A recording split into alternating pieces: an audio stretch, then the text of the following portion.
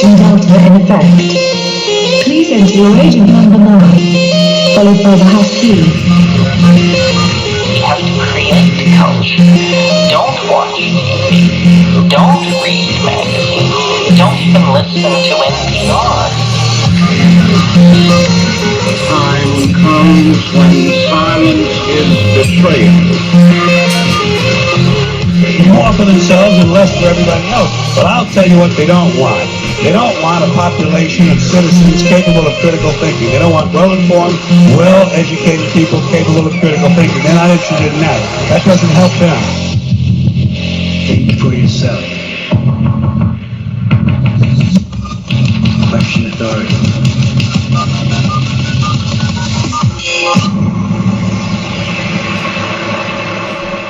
This code has been compromised.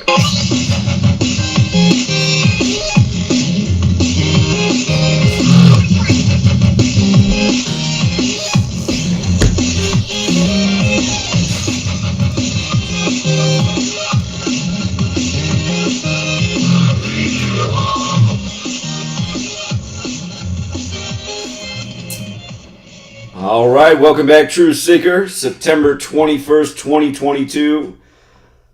We've been gone a couple weeks. If you missed out, we were on the road. We hit pretty much every city, considerably sized city between Seattle and New York City. And the plan from there was to make it down south, Philadelphia, D.C., Carolinas, Atlanta, and then back west.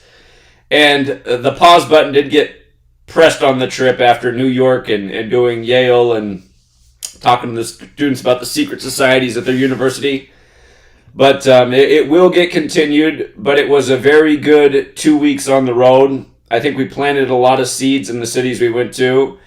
And the only thing that could really make it better is if more people came out and participated. More people that are part of the crowd, showing that they stand for justice, liberty, freedom, their rights, stand against all the things going on right now in the mainstream, the programming. And also have more speakers. You know, there were some great speakers that came out. And, you know, there were a few people who were there who I wish they would have spoke, but there will be a next time.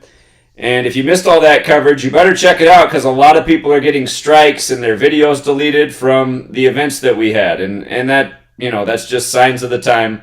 I was thinking about how silly the name is YouTube at this day and age. Because, I mean, that's what it used to be, right? YouTube. You could have your own channel.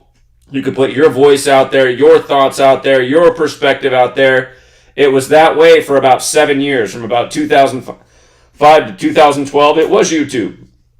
And then in 2012, the first community I noticed that got censored were the people talking about pokey-dokes. That started in 2012. Big push to censor people questioning if jabs had health consequences. And since then, there's been a lot of other people who've been censored, including yours truly a gazillion times. But yeah, just like today, you know, I got a 2-week suspension on GematriaEffectNews 24. We are streaming on 25 tonight because 24 is suspended. You know, just as I got into New York for the event, YouTube sent me an email that the channel was demonetized. It's like, oh, nice, right? When we get here to do the thing, the channel's demonetized the day of. That's nice. And,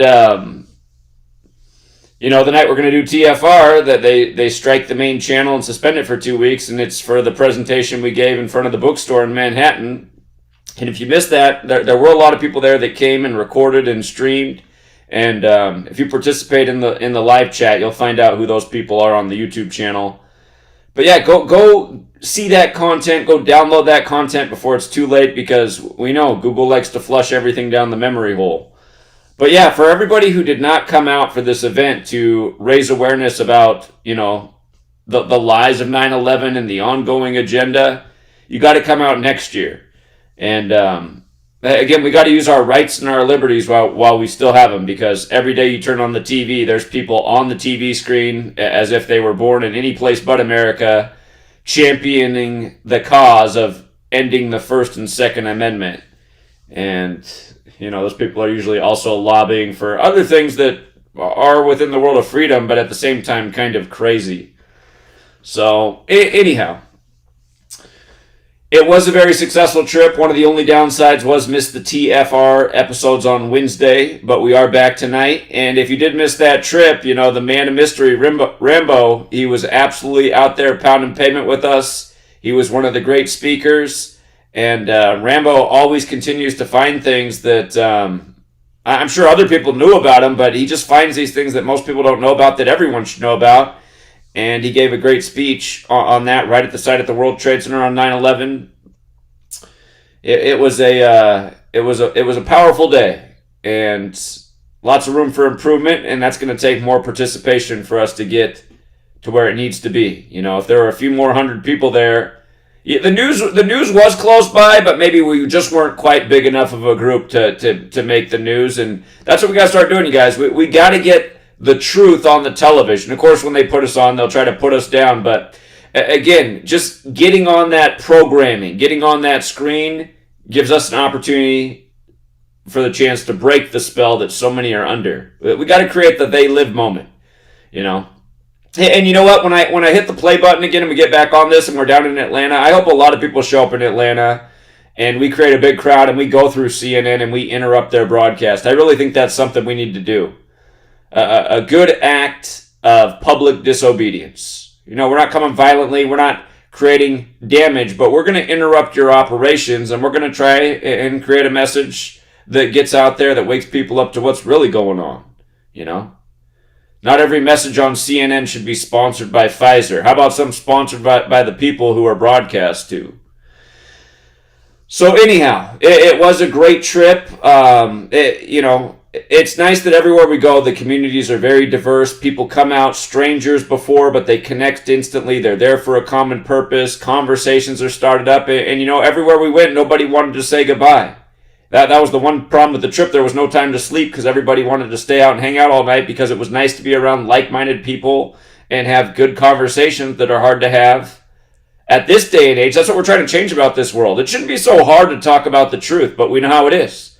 You start talking about things that are real, people start getting hurt, the cognitive dissonance comes in, you know, the name calling comes in, the typical name calling. You're pointing out obvious lies and agendas, and people are like, oh, you sound like a conspiracy theorist. It's like, well, you know, there is a reason we do have the word conspiracy. They are things that happen. People do conspire to take advantage of other people, and it's happening in unprecedented ways at this moment in history.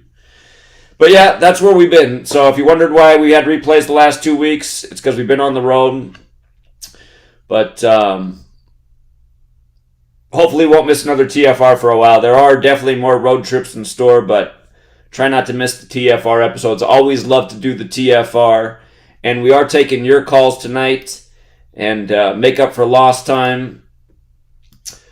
Well, of course, we'll have Rambo after the break. And I know Jeff Young wants to get into. Jeff Young's inspired to do something big in LA. He's living in LA right now. He liked what happened in New York. He says we need to do it in LA. He thinks Venice Beach is the spot. Get a big gathering of truth seekers. Talk about so many things. You know, the one that would probably still get people the most in LA is talking about the death of Kobe Bryant. But there's so many things to talk about. Those 7-Eleven shootings. You know, talk about what happened to the Rams week 1 against Buffalo. The Super Bowl on 213. I mean, there's so much to talk about, right? There's a lot of stories in LA, the race riots, O.J. Simpson. There's so many things you can talk about in LA. And those race riots are probably a good one because they're trying to bring about the same type of stuff, but on a bigger scale. Never forget Rodney King beaten on March 3rd, 3-3 by the LAPD, the police force that has Gematria 33, like the word police. But anyhow, LA is coming up, you guys, and I realize doing it in these big cities is the place to do it because there's so much foot traffic. You know, the one downside of the cities on the way to New York is, again, I guess it's that new normal. There's just not a lot of people outside. Even in Chicago. Shout out to all the truth seekers that came out in Chicago, including the gentleman who's teaching in a school and teaching his students Gematria, and so far it's going over well. I love to hear that. Gematria is making it into the Chicago classroom. But, yeah, if only we can inspire a million more teachers to do the same thing. But Chicago, I mean, from the last time I was there, I hadn't been there since 2010, so it's 12 years later. But, man, the city was so dead compared to last time I was there. It was sad. And It's funny, we were in front of Buckingham Fountain the night before the Queen kicked the bucket on the Virgin Mary's birthday. Again, I told you guys the Queen would go at 96. I thought she might die on the 140th day of the year, instead she died 140 days after her birthday, of course, because Queen of England equals 140. We showed how it was connected to last year's Super Bowl. The Queen beating the Rams beating the Queen City, Cincinnati. Well, the other Queen City in America is Buffalo. Then on the day the Queen dies, the other Queen City beats the Rams to open the NFL season. Again, there's so much to say about that. I have been covering it if you've been missing out on that work. But I just find it funny that we were at Buckingham Fountain the night before the Queen died. I was in Milwaukee and Chicago that day. Met up with Derek, who made the Gematriator, and he pointed out after we had our meetup at the Marquette group, shout out to Green Arrow, who brought his whole family out. Shout out to everybody who came out for Marquette. Chris showed up, and all of a sudden people started talking to us. He brought that right energy. And but yeah, it was awesome for everybody who came out. But Derek pointed out after we left Marquette, he said, it's funny that Zach and I finally meet, and we meet at Marquette, and then it just so happens it was the anniversary of the death of the founder of Marquette, which makes sense, right? It's 9/7. Every year we're talking about death on that date. Death is 97. The other way you can write the date, 7/9. Murder is 79. With numerology, Society of Jesus is 79. Of course, Marquette's the Jesuit school. The joke with Chris Farley in the beginning of Tommy Boy starts at Marquette. Remember the jokes about John Hancock. Chris Farley, not too many years later, dies on the John Hancock Tower. But anyhow, we had some good conversations with some Marquette students. We had some good conversations with people all around the country. And again, you guys, I wish more communities would work with us. Again, we got to start bringing out our audiences in the flesh. We have to be around each other, you guys. The powers that shouldn't be, they want us in our rooms by ourselves, in front of screens, no real human interaction in the flesh. That's what we got to change. You know, it's part of being a human being. You know, you feel the energy of other people. You know, it's necessary. And yeah, there's so much I could say about this trip. So many strange synchronicities. You know, they say the Lord works in mysterious ways. I just saw so many things on this trip that just blew my mind. You know, felt like Creator was never talking more in my own life. And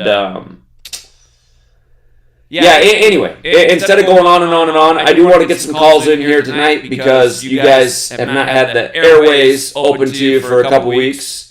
And we're going to go right in order. Again, if you want to call in tonight, it is that call board, so it's first come, first serve. When you call in, you get your place in line. The number is 213-233-3998.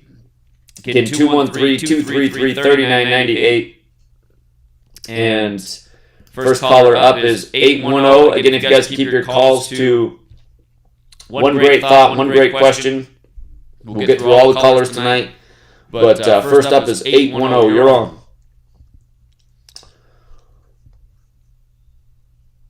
810. Hold on, you guys. Stand by while I try to troubleshoot here. Could just be their line. You know what? Let me try. Everything should be good. It looks good on this end. Shout out to the super chatter. Shout out to Itachi. I appreciate that, Itachi. Yeah, Itachi, you got to come out to the next one, man. Itachi says, sorry, couldn't make it to New York. Oh, did he come on, Michigan? Yeah, I can't talk right now, Zach. Can you come back to me? All right, I sure will. Thank you. All right, Rambo is next in line. We'll save Rambo for after the break. Let's go out to 917. Hey, 917, were you with us in New York this past weekend?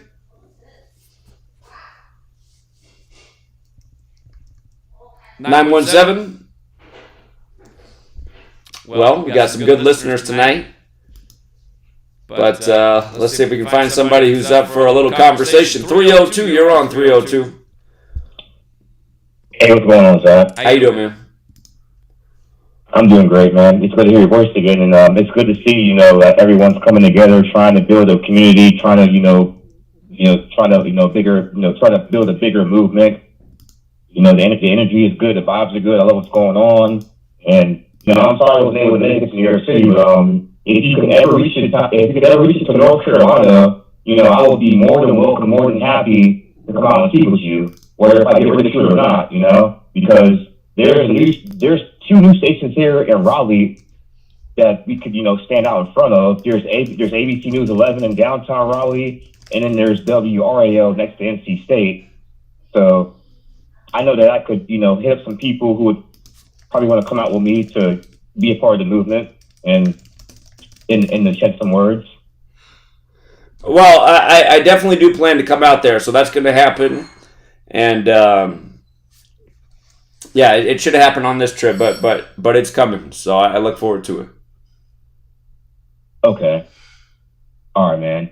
And I was gonna ask you about the 12-team playoff with the MLB. Like, who do you see advancing and who you don't see advancing? Because the number 3 plays number 5. I think the 3 plays 6 and 4 plays 5. So on the American League side, you have the Mariners facing the Guardians, and then you have the Rays facing the Blue Jays, and then the Yankees and Astros, they get a bye. So whoever wins the match between the Mariners and Guardians will face the Yankees, and then the winner between Tampa Bay and Toronto will face Astros in the next round. And then on the NL side, you have Philadelphia hosting the Cardinals, and then you have the Padres hosting the Braves, and then the Mets and the Dodgers both have a bye. So whoever wins the matchup between the Padres and Braves is going to face the Dodgers, and whoever wins the matchup between Phillies and Cardinals is going to face the Mets. Yeah, I got to get caught up on baseball because I missed out on a lot of stuff while I was on the road. But I know our futures look real good that we had in before the season started. So, yeah, I'll do some baseball playoffs on the Patreon. We're focused on football right now, but I will cover a little baseball. It's just I got a million things going on because we just did the road tour, and then I came back with the surprise news that we got to move. So I'm moving now. But yeah, I will look at those baseball playoffs. It's fun, man.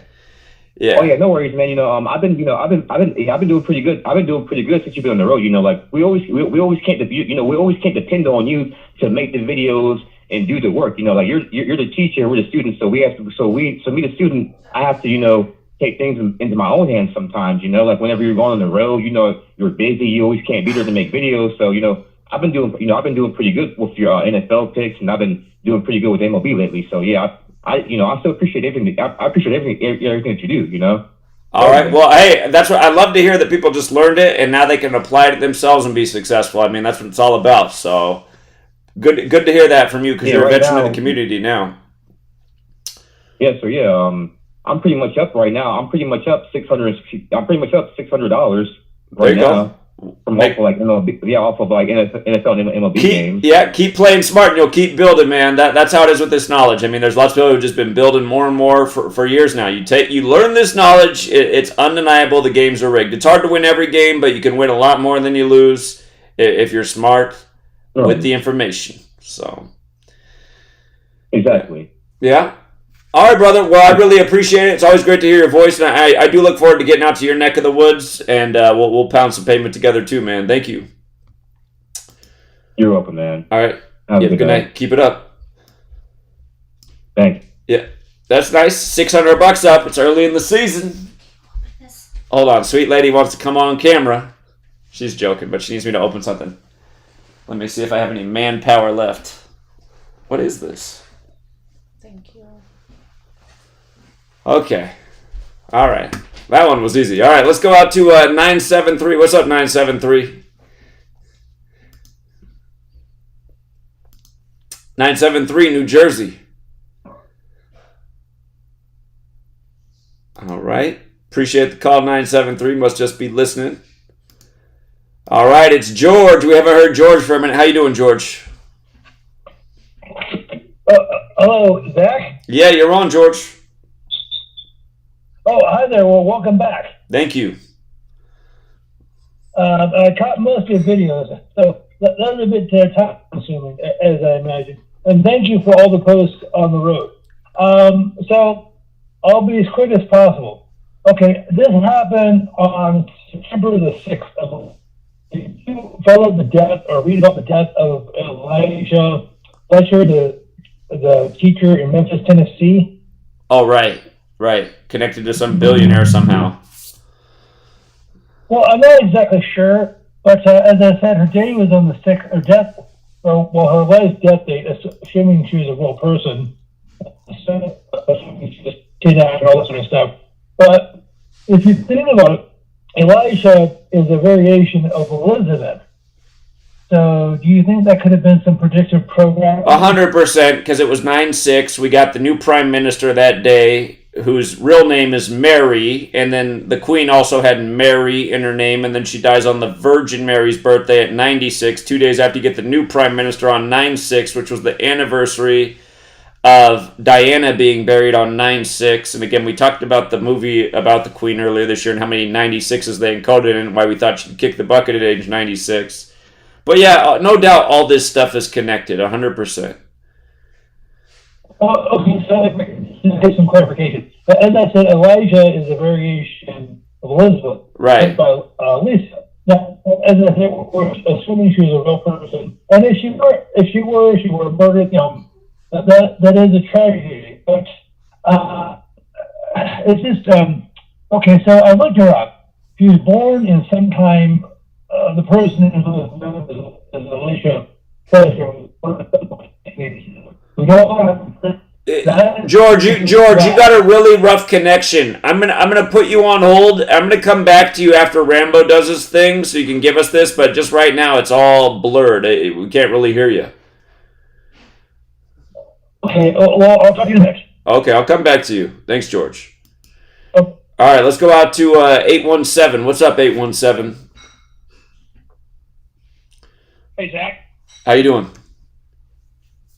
Hey, man, this is Steven from Mansfield, Texas. I just want to tell you that all of what you did in your travel was great. I watched every video, and the other truthers that were filming, I watched theirs. So, all good, man. I appreciate that you called in to tell us that. I recognize your name from the chat. It's good to see you call into the show, and I'm glad that you liked what we did. I think it was good what we did, and I think it can just get better from here. So I'm optimistic. Yes, sir. Yeah. Real quick, I got something funny to tell you that happened a few weeks ago here in Dallas-Fort Worth area.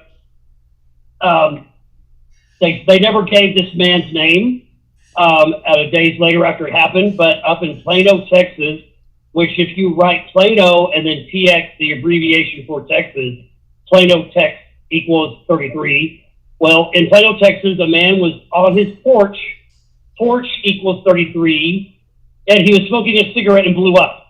Huh. That was the story. Can you believe that? That doesn't sound right. They said no oxygen or propane tanks.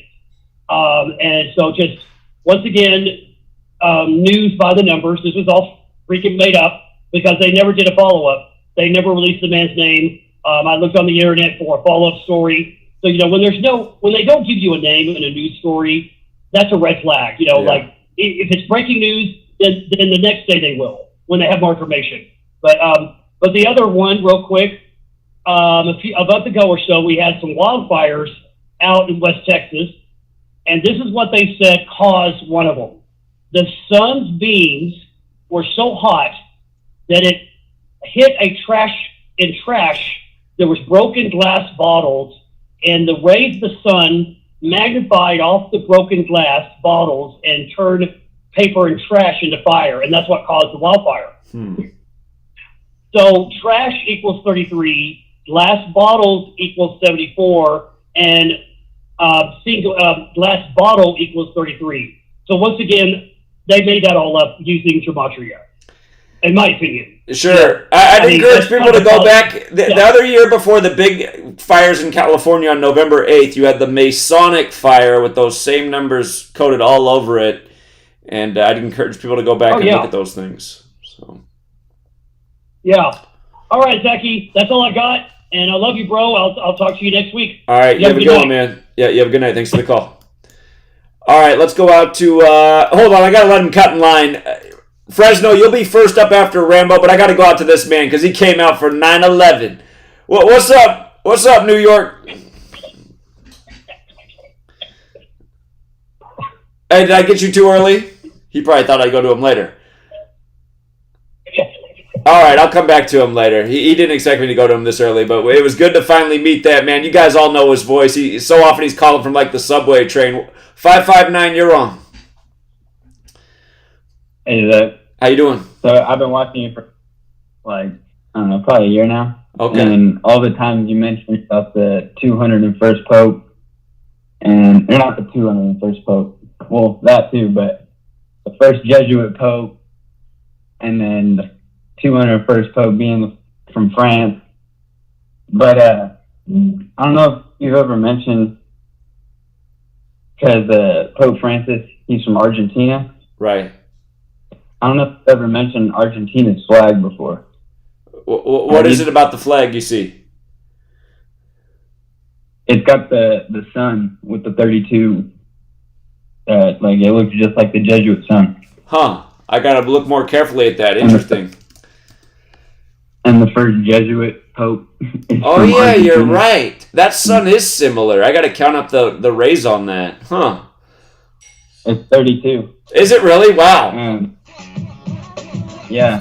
Hold on, we got a commercial. We'll finish with 559, then we'll go to Rambo right after the break. Sit tight.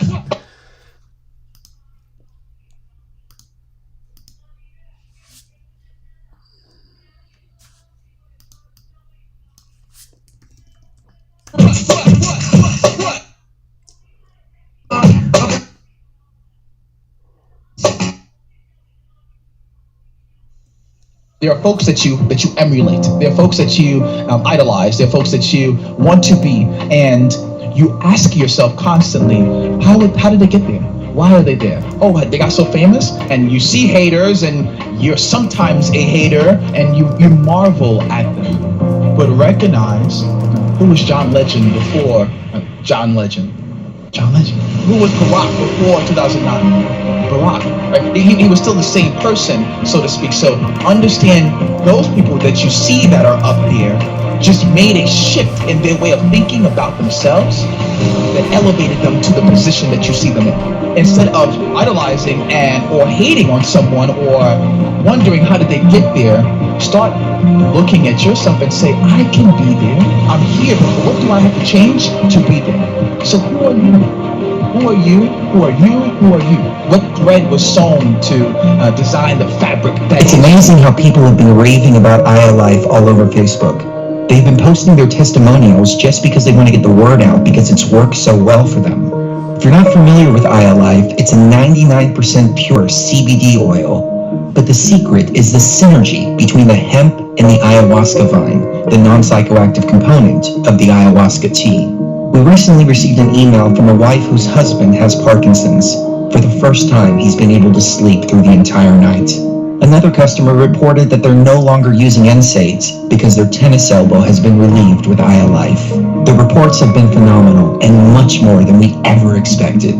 Everyone should have access to this. That's why if you head on over to iAlife.com right now and use coupon code TFR, we'll give you $5 towards your order. And we'll even ship it worldwide. That's iAlife.com, AYALife.com.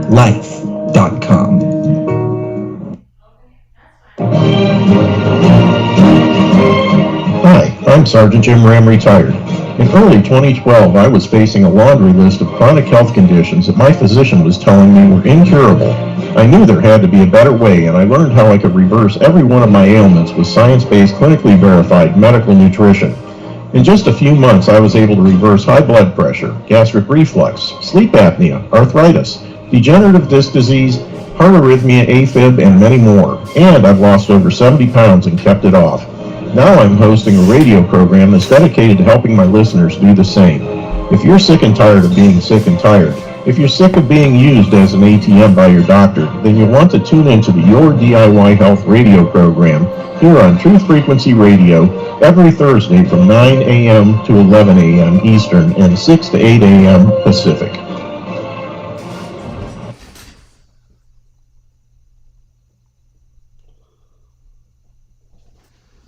You're listening to the Truth Frequency Radio Network. No hate, no hype, no fear.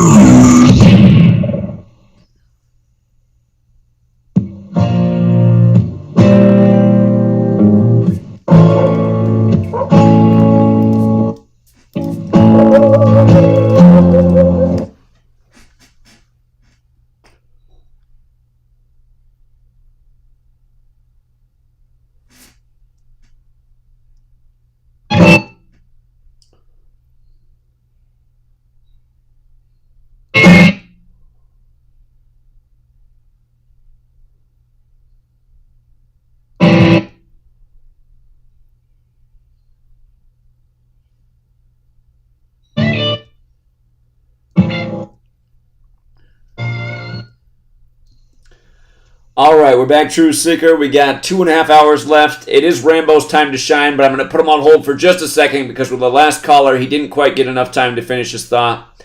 So we're going back to 559. Then we got Rambo, the first time we've talked to him since we've seen him on the streets of New York. And then we'll be taking your calls the rest of the night. Okay, 559, if you can finish your thought, you're on. Alright, so yeah, the first Jesuit Pope is from Argentina. In Argentina, the flag has the Jesuit sun on it. In Argentina, in Latin, translates to silver, and silver represents the moon. So it's got the sun and the moon, sun, the moon, eclipse, 2 becoming 1, 201. Yeah. Yeah, that's an interesting thought about the eclipse. Interesting.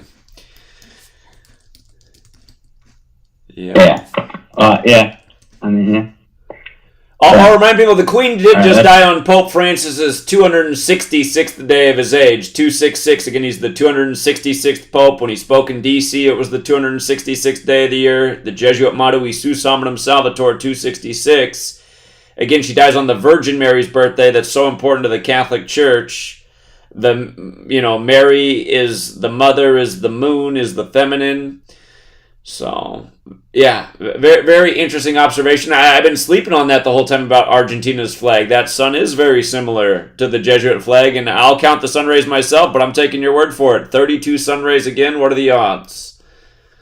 So. Yep, indeed. All right, appreciate it. Yeah, you have a good night. Okay. Funny enough, the next caller after Rambo, they got the 266 in the front of their phone number. Speak of the devil. All right, Rambo. Now when Rambo talks, I know exactly what he looks like. How perfect. He had a good little trick on me, too, when we met in New York. What's up, Rambo? Thanks for having me again, and thanks for putting together the event in New York. It turned out better than I could have imagined, and I'm thankful for you for putting it together, but also thank the positive energy that I got from those in attendance. They made me honestly feel like a celebrity. That's how they treated me, and no, I mean, I'm signing your book. I mean, it's your book. I signed. People have me signing copies of your book. But, that means we got to get a book out. Rambo, you might want to work on a book. Maybe even just like a collection of your blog posts to date. So.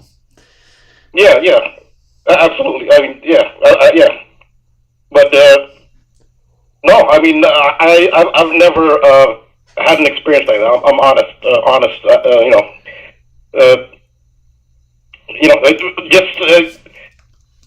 When I put these things out, I don't realize the impact it has on people. I do what I can, make my observations and stuff, but it is, it's gratifying and fulfilling to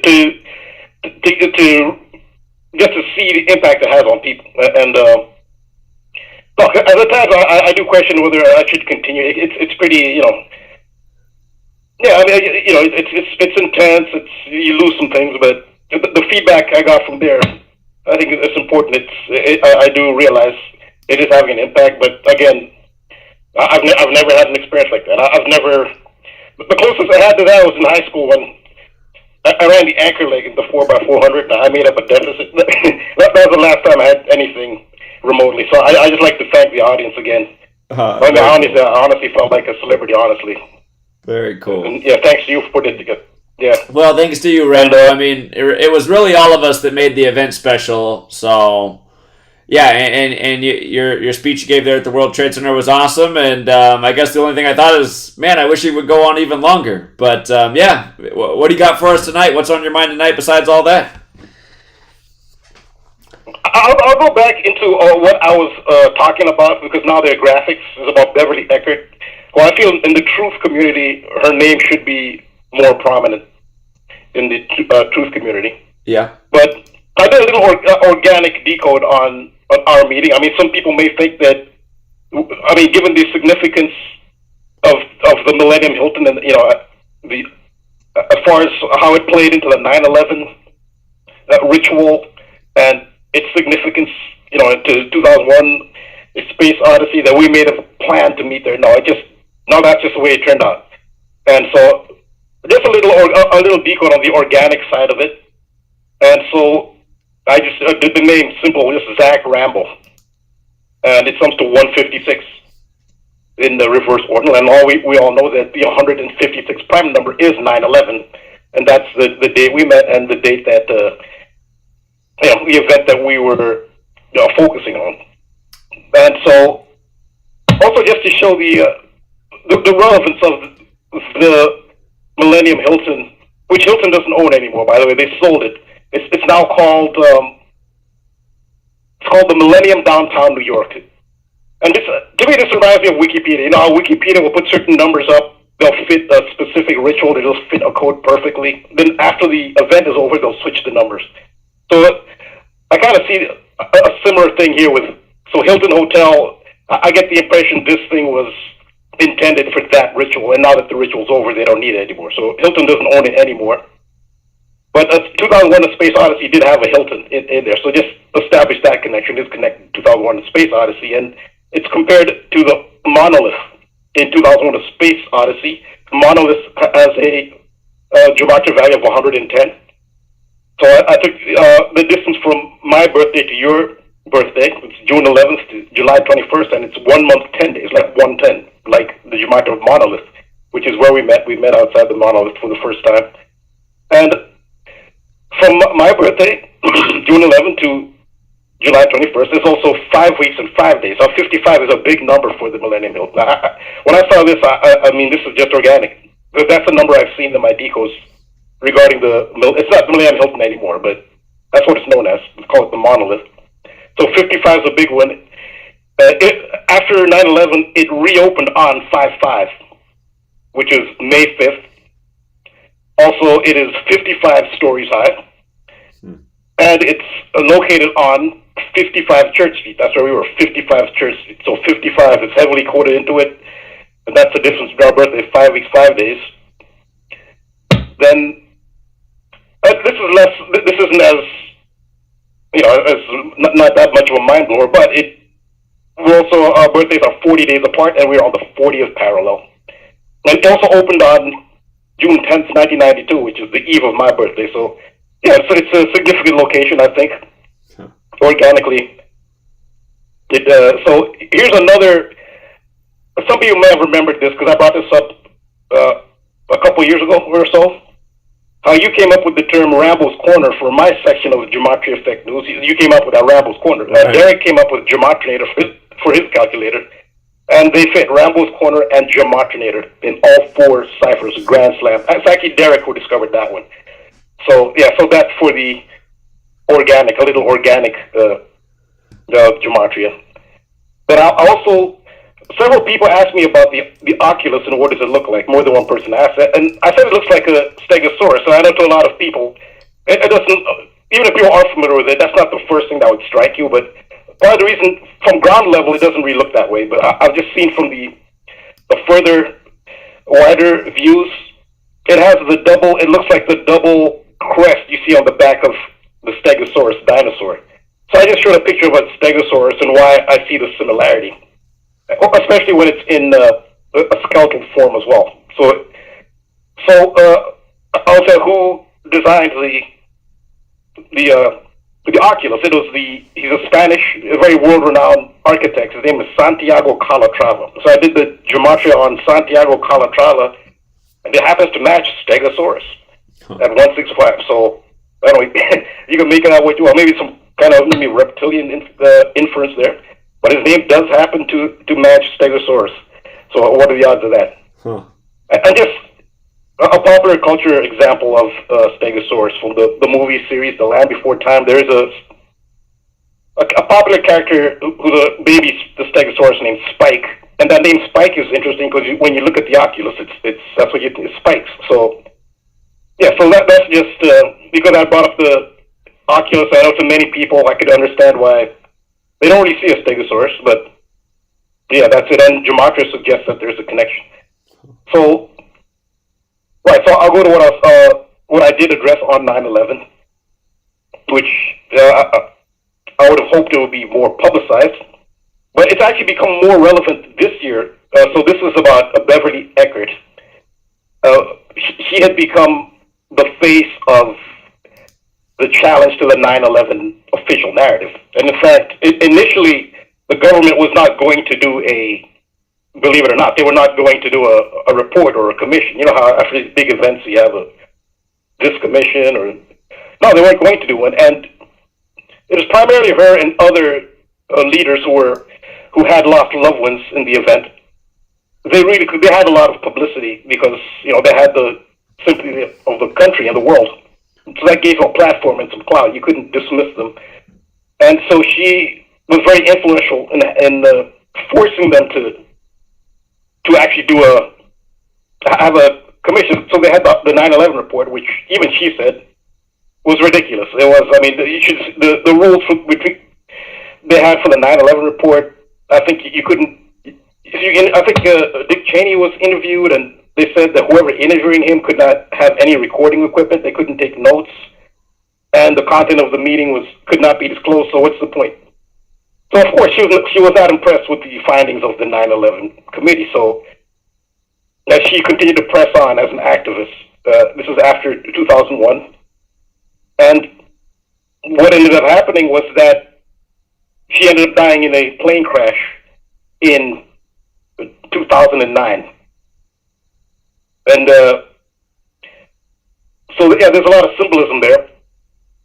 So her husband was in Tower 2. He worked in Tower 2. He worked for, I think it's AON, the corporation, in Tower 2, and he died when the towers collapsed.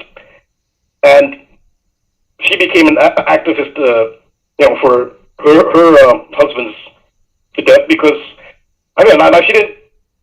You couldn't really call her a conspiracy theorist, and she did use the word conspiracy because, she wasn't somebody who could be, you could be dismissed as a conspiracy theorist. So this really made her a threat. Again, Beverly Eckert is her name. Her husband was Sean P. Rooney, and she lived in Connecticut, but she was born in Buffalo. So I'll say so. At this moment in time, she's become more significant when you consider how things have shaped up in New York. Now you have a person from Buffalo, a woman from Buffalo, Kathy Hochul, who's the New York governor, who's the 57th governor of New York State. And 57 has been all over. Like, this is the Super Bowl connection. You got to have Super Bowl 57. Buffalo's one of the favorites. So Beverly Eckert, when her plane crashed, she's from Buffalo as well. So Beverly Eckert is from Buffalo, just like the governor is from Buffalo, the 57th governor. And the plane crashed in Buffalo. It was approaching Buffalo Airport. And she was 57 years old. So you see there's that strong Kathy Hochul connection. And so she was able to have, high-profile mainstream media exposure. So she wrote a op-ed it was published in USA Today, national newspaper, and it was titled "My Silence Cannot Be Bought." And the gist of that was not every, but a lot of the families of 9/11 victims received a payout from the United States government. But part of the stipulation for receiving that payout was that basically you can't challenge the mainstream narrative. So, granted, just people lost loved ones, there's sympathy there, but let's just be honest.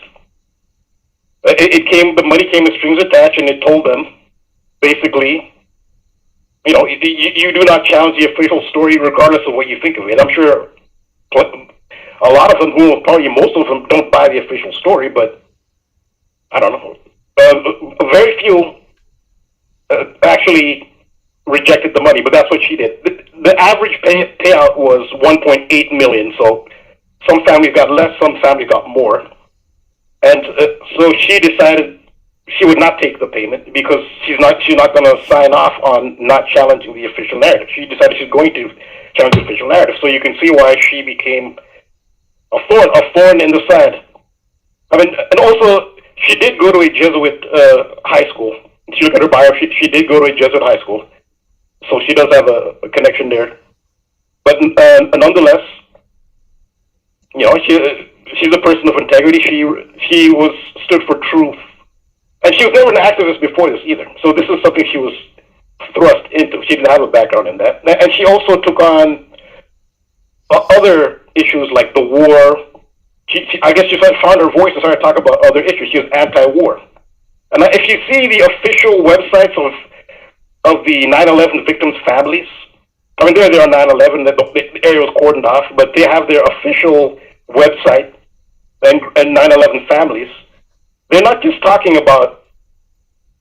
I mean, actually, when 9/11's over, what is there for them to talk about? Because it's pretty much the only thing they do talk about regarding 9/11 is pretty much blaming Saudi Arabia and saying how Saudi Arabia should be called to task, which Trump promised, but instead they're one of his closest associates.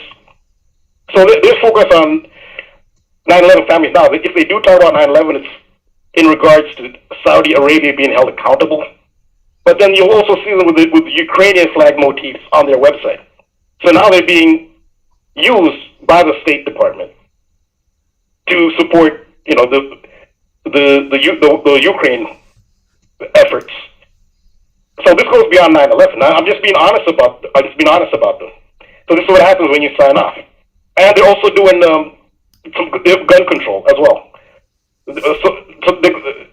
So they're bringing up Uvalde, and they bring up Sandy Hook.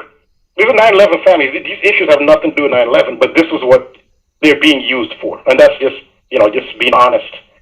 But Beverly Eckert is not part of that, and would not have been. She's actually anti-war. They're pro-war. They're pro-Ukraine war. They're pro-NATO, expanding NATO to threaten Russia. That's what they're signing off on. Unfortunately, maybe not all of them are, but one of the organizations you'll see on their website, that's what they support.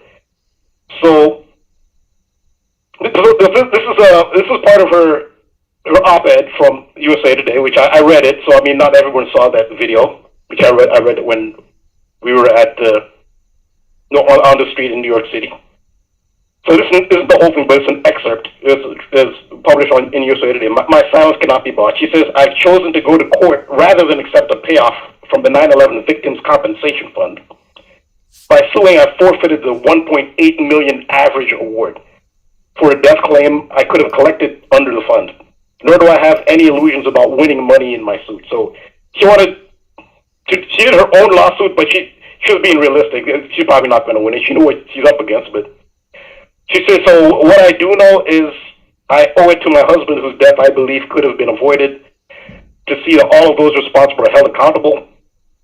And now for the official 9/11 families, those responsible is Saudi Arabia, that's it. So if we don't get answers to what went wrong, there will be a next time. And instead of 3,000 dead, it will be 10,000. What will Congress do then? So I say to Congress, big business, and everyone who conspired. And she used the C word. And she's not talking about Saudi Arabia. She's talking about American entities. Congress, big business, and everyone who conspired to divert attention from the government and private sector failures. So I mean, she's not coming out, flat out saying inside job, but you can still see where she's going. She's pointing at, no, you need to look at the government, United States government, and private sector. Like, who's that? That's big business and the elite. And she says, my husband's life was priceless, and I will not let his death be meaningless, and my silence cannot be bought. And this was in USA Today. So she met with Barack Obama. So this is because after 2009, so she's doing her activism right up through into the Obama administration. And this picture is very telling because in between Beverly Eckert on the right and Barack Obama on the left, you can see on Rambo's corner. If it's not, it's easier to access if you click on Rambo's corner. But so there's Barack Obama on the left, Beverly Eckert on the right, and look at the death stare. I mean, that's the only thing I can describe it. That Beverly Eckert is getting, she's some White House aide, I'm assuming, but she's giving Beverly Eckert a real, that's not a, I wouldn't want to be in Washington, D.C. Right. Getting looked at like that. But the thing is, right after this picture and that death stare, it was 6 days later she died. Now, I don't know if this is true, but maybe some channels like to spice things up. They're kind of partisan. They want to throw a little, they're saying that the White House actually paid for her ticket, which I haven't found any confirmation of that. I just seen some blogs that said that. but that's a hard one to confirm. I don't know if it's true or not. But nonetheless, 6 days after this picture was taken, her plane was, her husband, she's going to celebrate her husband's birthday in Buffalo. And as the plane approached the Buffalo airport, it just fell out of the sky. And it crashed into a house as it approached the Buffalo Niagara International Airport. And she was 57 years old when she died. And again, she's 57 from Buffalo, who dies in Buffalo. And it takes now till 2022. Now we see how the whole ritual seems to be fulfilled. Sometimes rituals, it takes a few, like, you don't get all the details at first. Sometime in the future, that's when the ritual gets fulfilled. And just look at how it ties in with Kathy Hochul. Now you have somebody from Buffalo who's the 57th governor. Beverly Eckert died at 57 in Buffalo. She's from Buffalo. But there's more to it. So the flight that she died in, it was actually the first it's the first crash inside the United States for a domestic flight inside the United States. So it says the plane struck a house, burst into flames. It killed 50 people. It was the first fatal accident on a U.S. passenger flight since August 27, 2006, ending the longest period on record without a death. So there's been this long stretch of no accidents with deaths from domestic flights in the United States. The last time there was one, before Beverly Eckert's crash, it was in Kentucky, and it was on August 27th. And why is that significant? August 27th is Kathy Hochul's birthday. So what are the odds of all that lining up? And so it took until now, 2002, for this ritual to come full circle. And there's another aspect to this which I've talked about. It has to do with astrology. It has to do with Mercury. Mercury it rules the realm of transportation. Mercury is the anthropomorphism of the planet Mercury in Rome, who's Hermes, who rules travel and transportation. I'll show how 9/11 had everything to do with Mercury. Mercury was rising on the eastern horizon. And I illustrate how they acknowledge Mercury as the ruler of transportation. It's the Grand Central Terminal in Manhattan, the most famous transportation hub in the United States, in the world maybe even. There's a statue of Mercury as the ruler of transportation. And 41, Mercury is 41 in Gematria. 9/11 was in 41 date numerology. Airplanes is 41. Al-Qaeda, Saudi Arabia, 41. Also the Pentagon, which was hit. Construction started for that in 1941, the year 41, on September 11th. And Mercury, the planet Mercury, is the ruling planet of Gemini and Virgo. The Twin Towers were a Gemini symbol, the twins. And 9/11 was a date in Virgo. So it's very much about Mercury. I think it was a destruction of Mercury, because Mercury is supposed to, it's a protector. That's why there's a statue of Mercury on Grand Central Terminal. They're doing it because Mercury is a protector of transport. It's for safe transportation. It's not something you do to curse transportation. So, but there are multiple levels to the ritual. There's other sides of Mercury, alchemy, which they were using as well. And look at her birthday too. Her birthday was May 29th, which is the same as John F. Kennedy, May 29th. And John F. Kennedy died in a Mercury ritual. He died in transportation. He died in a limousine. Then his then Vice President LBJ, who was a Virgo, was also ruled by Mercury, was sworn in on Air Force One on the tarmac, which made no sense. So famous pictures of LBJ being sworn in. They crammed into Air Force One. Like, why are they doing it there? It's a Mercury ritual. And LBJ was sworn in at 238, like 23rd August. 23rd August is the date that the Federal Aviation Administration was founded, and it has the Mercury wing as its logo. 23rd August is also Kobe Bryant's birthday. Mercury 41, he died at 41. He's a Virgo.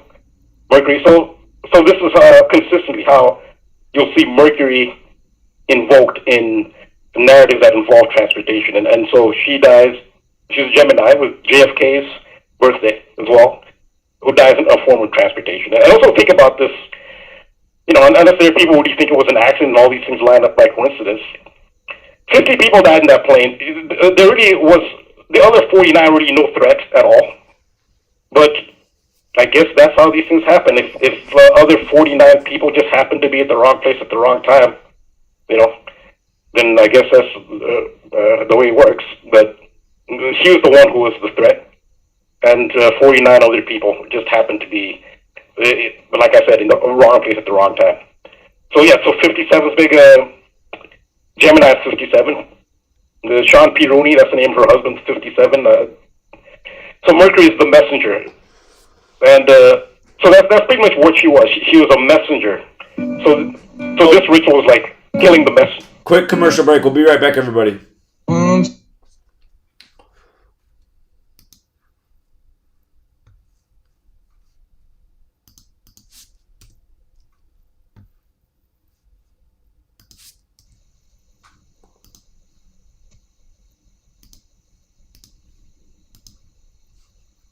This is iHeartRadio. iHeartRadio. iHeartRadio makes you want to move.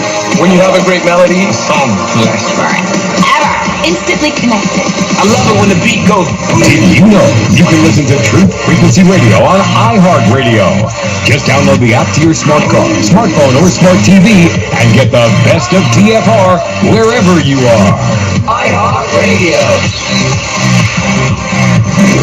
I'll see you there. So, you love talk radio? Then you'll love TalkStreamLive.com. TalkStream Live is always on, 24/7, with the best streaming talk shows. Find your favorite talkers and discover some new ones. It's free, readily available online or on mobile with any smartphone or tablet. Finding your favorite talk shows all in one place has gotten a whole lot easier. Just go to TalkStreamLive.com. Be sure to download the free apps from Google Play or the iTunes App Store. When I say climate change, what do you think of? Blah, blah, blah. There is no planet B. There is no planet blah. Blah, blah, blah. Blah, blah, blah. We can no longer let the people in power decide. Blah, blah, blah. Did you hear me? What do we want? Blah, blah, blah. But it starts with blah. When do we want it? Blah, blah, blah. This is always here. What do we want? Blah, blah, blah. What do you think of? They say blah. When do we want it? Blah, blah, blah. Blah, blah, blah, blah, blah, blah, blah. This is all we hear from our so-called leaders. Words that sound great, but just look at the numbers. We can no longer let the people in power decide. What do you think? It's not blah, blah, blah. Of course, we need constructive dialogue, but they don't have ideas of blah, blah, blah. They invite therapeutic young people to meetings like this to pretend that they are listening. This is not about some expensive, politically correct green app. Blah, blah, blah. There is no planet B. There is no planet blah. You got better. Blah, blah, blah. The economy. Blah, blah, blah. Blah, blah, blah. Did you hear me? What do we want? Blah, blah, blah. But it starts with blah. When do we want it? Blah, blah, blah. This is all we hear. What do we want? Blah, blah, blah. What do you think of? They say blah. When do we want it? Blah, blah, blah. Blah, blah, blah, blah, blah, blah, blah. I think climate change calls for innovation, cooperation. They say there are solutions, and they're not holding leaders accountable for their action, or rather inaction. Blah, blah. We need to walk the talk. Blah, blah, blah, blah, blah, blah, blah. If this is what they consider to be climate action, then we don't want it. Blah, blah, blah. What do we want? When do we want it? What do we want? When do we want it? Blah, blah, blah. There is no planet B. There is no planet blah. You got me better. Blah, blah, blah. The economy. Blah, blah, blah. Blah, blah, blah. Did you hear me? What do we want? Blah, blah, blah. But it starts with blah. When do we... You must unite what has been set aside. We are TFR. Truth Frequency Radio.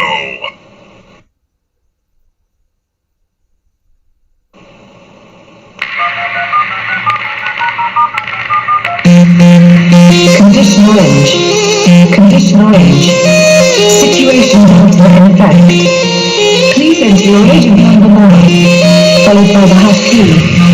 We have to create culture. Don't watch TV.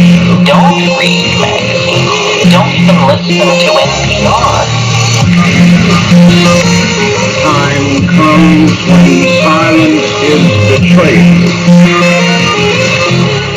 more for themselves and less for everybody else. But I'll tell you what they don't want. They don't want a population of citizens capable of critical thinking. They don't want well-informed, well-educated people capable of critical thinking. They're not interested in that. That doesn't help them. Think for yourself. Question authority.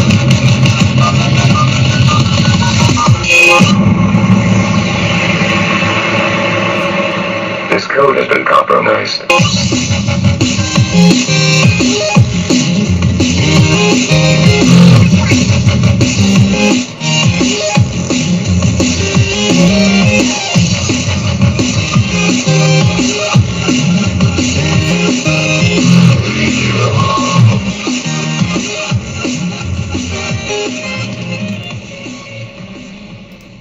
All right, we're back, True Seeker. We're being joined by Rambo, and let's get back to him right now. Yeah, so to end it, there's a little bit of football synchronicity, especially when you talk about Buffalo and the number 57, which, for those who are familiar with it, 57 and Buffalo's, have gone together. It's going to, the next Super Bowl will be Super Bowl 57. It'll be on the date of 57 numerology, and it'll be on February 12th of 2023. So it was on February 12th that Beverly Eckert died in the crash, which will be the Super Bowl date, and she was 57 years old. It was, she's from Buffalo. The crash was in Buffalo. Then you have a Buffalo native who's New York, who's the 57th governor of Buffalo. So there's a lot of synchronicity there, and also with the Buffalo opening the NFL season, which is on the 8th of September or September 8th, 8998. Her name, Beverly, 89. And her husband worked on the 98th floor. It's a 98. And Buffalo is also known as the Queen City, which is 119. That ties into 11-9, which is what she's an activist for. 11-9, 11th of September. And she's from Queen City, which sounds 119. Another birthday, similar birthday, because she had JFK's birthday, which is May 29th, John Hinckley Jr., who attempted to assassinate Ronald Reagan outside we talked about the Hilton, the Hilton in Washington, D.C. John Hinckley Jr., his birthday is May 29th, and he went to the same high school in Dallas as Matt Stafford. So, it's who's the quarterback of the Rams, who Buffalo was playing against on, to open the season. So, it's a synchronicity with this web. Yeah, very, very interesting. And I was not aware of the Beverly Eckert story before you brought it up. For people who want to see Rambo give that presentation in New York, one gentleman who made a video of just that segment, Simple Truth TV, if you go there, he titled it Rambo's Corner. And the mystery will be revealed of our great speaker who joins us every Wednesday night, but you guys really should meet him in person the next time we do it. Rambo, if we do it again, can you come out again? Yeah, I don't see why not. Okay. Well, what do you think about my idea? What do you think about my idea of getting some musicians to the next event too? So it's like a speaker, music. You think that would bring more people out? Yeah, well, I've been of the opinion that musicians are actually the most powerful communicators in the world. For a long time, I've realized that. Like, even if you see the great actors and you remember great scenes that actors do, what you don't realize is the music in the background, because the music also gets your emotion going, which complements the acting. The actors who do these great scenes, they seldom ever just do it alone. You need music. And also, I've just seen the power that musicians have. I've seen people like musicians just perform in front of just a sea of people. It is the most powerful communication medium by far. So absolutely, music is more effective than anything else as far as communicating. Indeed. Yeah, I know we got some musicians in the community. I think it'd be really cool to get everybody there who wants to speak, who wants to perform, and I think we can get even a bigger bigger set of watching eyes if we do just that. So I'm looking forward to doing that sooner than later. Hopefully before 9/11 next year. I think New York's got to be a place that we hit 3 or 4 times a year. So yeah, like you said, people didn't want to leave. I got home at 4 a.m. I couldn't have left any later, but yeah, I didn't really feel like leaving. I left at 4:30. I got home at 4. But yeah, it was something to build on. Absolutely. Indeed. What did you have a favorite moment? I mean, just the whole event itself. I mean, I've never experienced anything like that. I literally was being treated like a celebrity, and I'm very thankful. I literally felt like a celebrity, and I'd never imagined I'd ever experience anything like that. Yeah. To be honest. Yeah. So I can't really single out one. And people are grateful for what you do, Rambo. You're a very brilliant man, so it was nice. Just like it was nice for me to meet you, it was nice for everybody else to say, oh, there's the man behind the voice. So. Yeah, also, I could have talked to pretty much anyone. I was talking to people the whole time. I could have had a conversation, which is rare. Like, when are you ever in that situation like that, Right. We usually have to break ice or, make small talk, which, that's just, but I could just have had a conversation with anyone. Even though we went out to eat, I could have sat at any table and, so yeah, it was a very unique experience. It was a great experience, and, yeah, I'll never forget it. I never imagined I'd experience something like that, to be completely honest. Okay. For all the people who are saying, I wish I was there, again, go to Simple Truth TV, because he has up a clip of the segment of Rambo speaking. There it is, Rambo's Corner Live at Simple Truth TV. So, there's yours truly. So I'd like to thank Simple Truth for putting that up. Indeed. Also, there's a shout out. I'm sorry, I just keep forgetting. I'm really sorry to forget this, but Outlaw X, who passed away, I keep meaning to say, to acknowledge that, but he passed away, but he was always like the most supportive person in the chat every Wednesday before I came on. Indeed, yeah, he was a great. Yeah, R.I.P. to Outlaw X. He was a great supporter of the work. It is sad that he's passed on. I imagine he would have came out for this event if he was there. No, yeah, but he's always Rambo. He's my biggest supporter. I communicated with him on the Free to Find Truth, and I mean, I'm not just saying this, just because he's passed, but I do need that kind of support. I'm not somebody who's just, extrovert. You need that support, moral support, and to give you confidence. I mean, I'm that way, honestly. And so what he did was of extreme, of great value. I'm sorry it took me this long. I've been meaning to say, just give a tribute to him. I actually wish I'd remembered for 9/11 to say it, but I really do appreciate what he did. He did do something for me and giving me that confidence. I did, and he's one of I'd say the most vocal, you could say, in his support. So rest in peace to him, and he did have a positive impact on me personally. Indeed, yeah, he was a great supporter. It would have been nice to meet him in the flesh too. And you guys, that's a reminder of why we got to get out and do these things together, because tomorrow isn't promised. I'm sure that Outlaw X didn't know that his time was near. How could we have known in the chat? He was supporting us right up until the very end. And again, so R.I.P. to that man. It is a reminder that the time is now. So, did you mind the rain, Rambo? How did you feel about the rain? Having to get out there and speak in the rain, was it any bother to you? Yeah, I didn't mind the rain at all. It wasn't. If it was a downpour, it would have been different. It wasn't a downpour. It was moderate rain. I didn't mind the rain at all. Yeah, I didn't mind the rain either. Many people were sharing a lot of people shared their umbrellas with me. Indeed. Which I appreciated. Indeed. Yeah.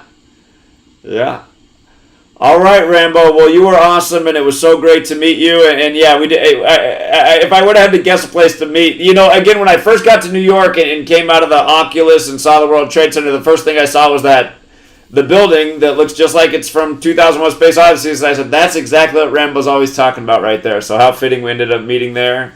And I look forward to the next time, friend. Thank you so much. No, thank you. Also, real quick, I just put up a video on the truth codes. It's titled Birmingham. However you want to pronounce it, Birmingham. The 2 cities, 2 kings. I just put that up on YouTube. Okay. For everyone who's not subscribed, make sure you are. That is Rambo's channel. He's almost to 6K subs. You guys can help get him over 6K tonight. Again, the way the algorithms work, it's like when you surpass those thresholds, it allows your videos to get like more views. It's some kind of weird structured amount of subs, amount of views thing, but make sure you are subscribed to Rambo's channel, The Truth Codes. You guys can help get him over 6K tonight. He should already be way over that, and maybe he is. Maybe they're suppressing all of our numbers, but yeah, Rambo's videos are really good, you guys. He's taken the video making thing to a whole new level compared to yours truly. His videos look about 1 million times better, and his voice always sounds good on the radio show, but he speaks into a nice mic for his presentations, and he sounds even better. So, The Truth Codes, make sure you subscribe. I appreciate it. 100%. All right, Rambo. Keep it up, friend. You have a good night. All right, you too. Yeah, take care. All right. Let's see if George got his connection fixed. George? Hello. Hello. Okay, I hear you have a speaker. Well, thank you for having me back on. So, how's that audio? You sound a lot better. Okay, well, thank you. Okay, so the thing I wanted to mention is we were talking about this before, or when we were talking about an hour or so ago, was I'd asked if you listened to this killing of this teacher, this 34-year-old teacher in Memphis, Tennessee, Elijah Fletcher. Now, as I said when I spoke with you earlier, we're assuming she was a real person and she was kidnapped and murdered. Okay, so Rome can play several angles with her. One, she was a white woman and her purported killer, I don't recall his name, was a black man. So you have the racial element. Also, the chief of police for Memphis, Tennessee is named C.J. Davis, I believe. And she got her undergraduate degree from St. Leo's University in St. Leo, Florida, outside of Miami. So she was Catholic educated. So as we were discussing earlier, her body was discovered on September the 6th, a couple days before Queen Elizabeth officially died. Now, there's some people who speculate that the Queen may have died way before the 6th, and they just simply released the news. What do you think of that possibility? I think that's entirely possible, as perfect as the ritual was. Okay, so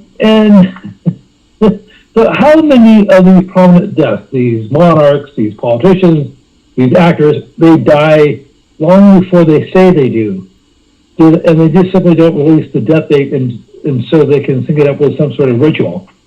I think it's highly probable, just like John Madden, too. When was the last time anybody saw John Madden? Then when he dies, it's just perfectly by the numbers. And again, it was a number we predicted years in advance. We said it would make sense if he died at age 85. Again, National Football League 85, big face of the league.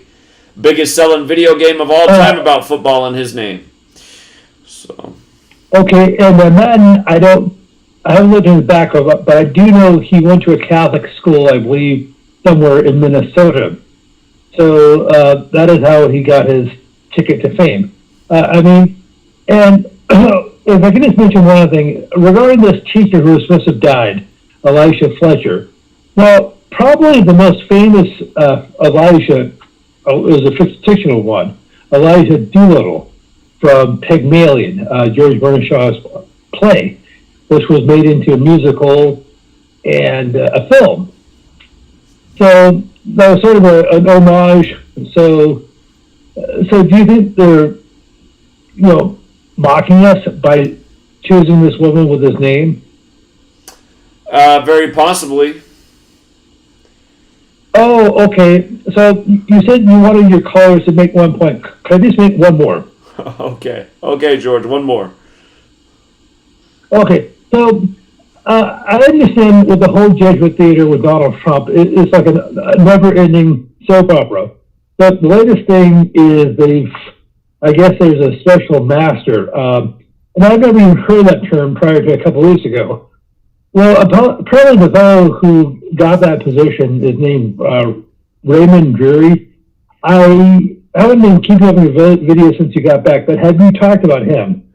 Yeah, his the day that he became the special master guy was 201 days from his anniversary of becoming the justice there in New York.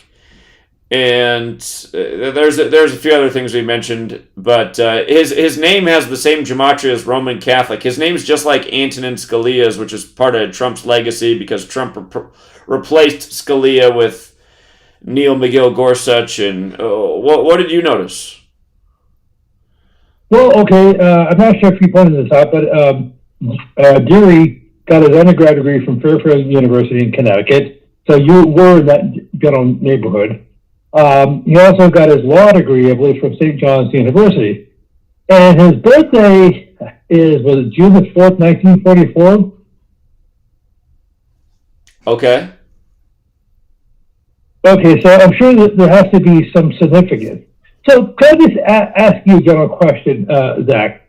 When they appoint people to be judges or to be prosecutors or whatever, do they, is part of their calculation their birthday or their names? I think so. Absolutely. Because they end up fitting the ritual so perfectly. And of course, and so in order to tweak it, this is something you mentioned before. The 39th President of the United States was Jimmy Carter. His birth name is James Earl Carter. But do you think he was probably told to go by Jimmy because that, for gematria purposes, that works better? Well, Jimmy Carter has that infamous 54 gematria, like Jesuit order. And yeah, probably so. I mean, just like look at who they just put in the UK. Her name is Mary Elizabeth Truss, but they have her going by the name Liz Truss. And again, Elizabeth like the Queen, Mary also like the Queen. 2 days before the Queen's dead at 96 on the Virgin Mary's birthday. So yeah, I feel like and it's also possible that they manipulate their birthdays. When they get put into positions. I've seen some celebrities over the years where all of a sudden their birthday just drastically changes when their position changes in the world. Or we've seen people die like Chadwick Boseman, and then after he dies, then everybody shifts his birthday 1 year. I documented years ago when I lived in my old house, in back-to-back years, 2 years in a row, CNN celebrated the 33rd birthday of Kim Jong-un. He literally turned 33 2 years in a row, according to CNN. So, yeah, I think there's some manipulation as well. Okay, so well, when you go to Toronto, Georgia, maybe you'll have another like a Rowdy Piper type episode. Yeah, we need to. We need to. But hopefully you'll survive, though. Yeah, I think we will. So. Okay, well, take care, Zach, and I guess I'll talk to you soon. All right, George, appreciate it. You have a good night. Yep. All right. Next up, 562, you're on.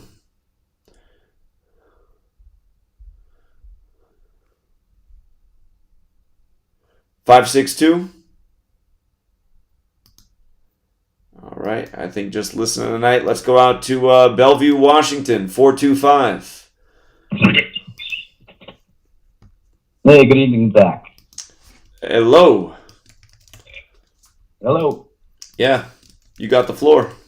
Sorry, okay, thanks. Wanted to point out that over Super Bowl history, the head coach's names often match almost all the time. And this time, I'm looking at the Bills and Tampa Bay Buccaneers. me pull up my Canva here. Let's see.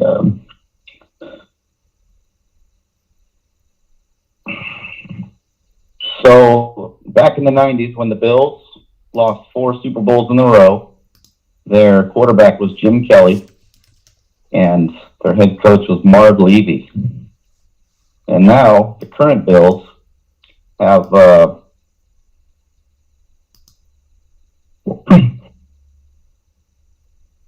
they've got Josh Allen and Sean McDermott. Right.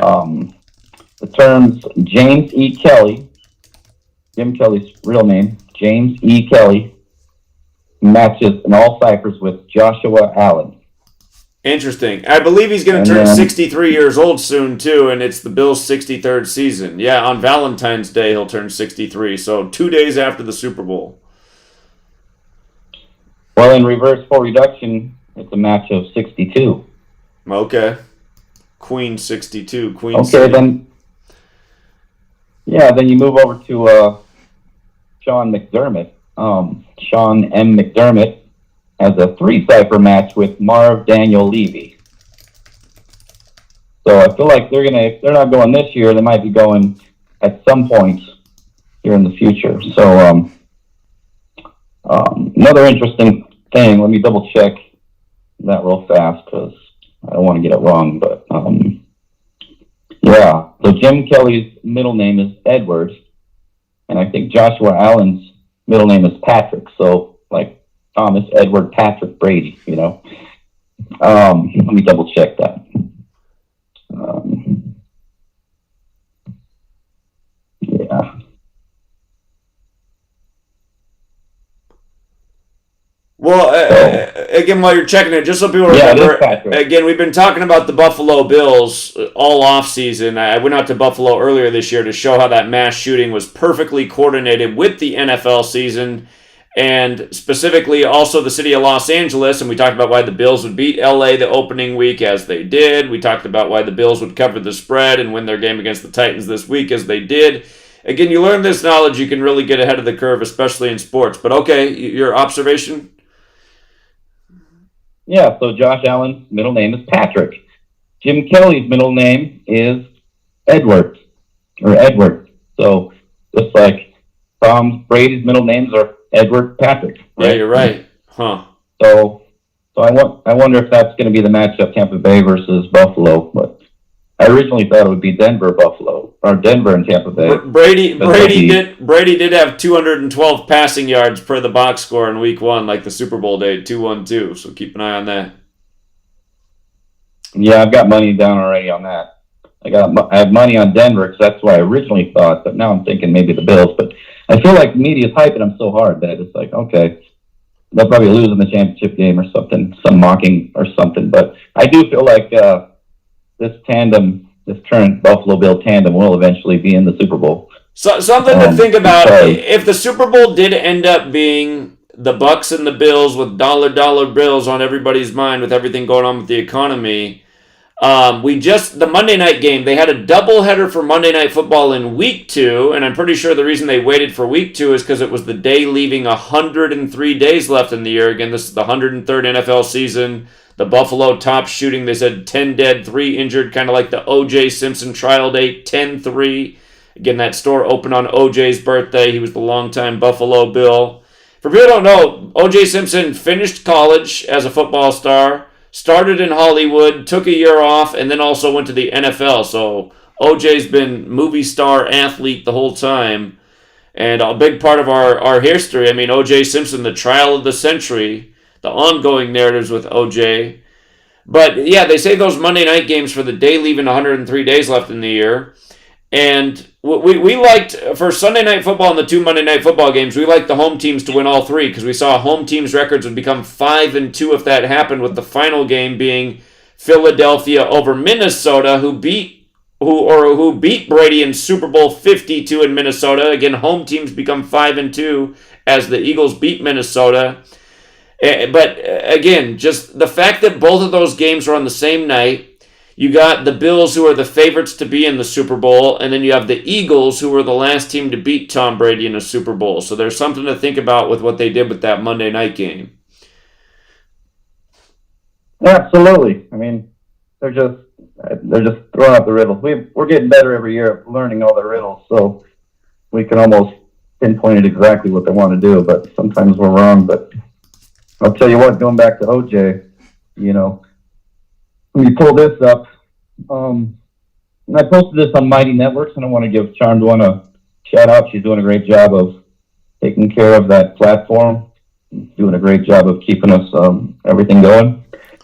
But I mean, you got a 5-cipher match in full reduction with the names Francis Lee Bailey, Johnny Cochran, Robert Shapiro, Robert Kardashian, and Marsha Rachel Clark. Hold on. We got a commercial break. Sit tight. We'll be right back, everybody.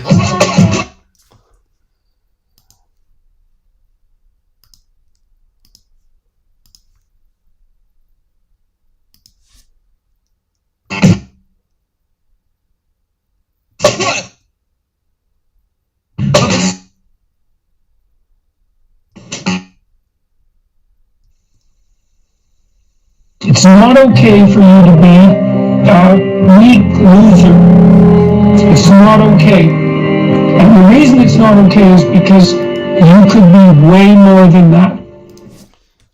There's somebody sitting home right now. There's a young 10-year-old kid sitting home that don't have a father. And he's ready to join the game. He's ready to give up. I'm telling you, don't give in. And don't ever give up. It's a crime, an ethical crime, for you to allow all that necessary potential to go to waste. It hurts you, it hurts your family, it hurts the world. Really, really, it does.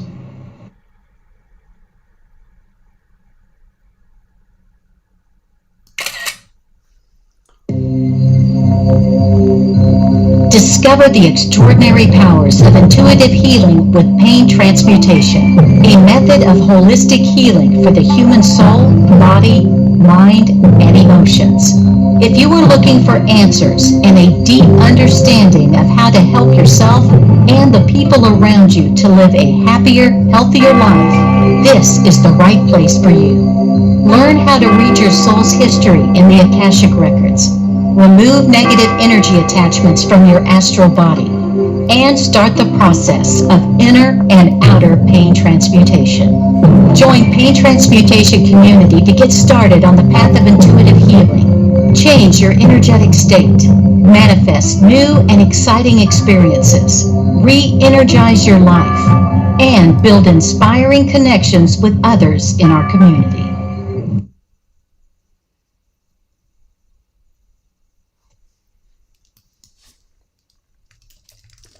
For millennia, mankind has been searching for answers to the big questions, such as, where did the universe come from? Where did we come from? Why are we here? Are we alone? And just what the heck is the Sasquatch all about?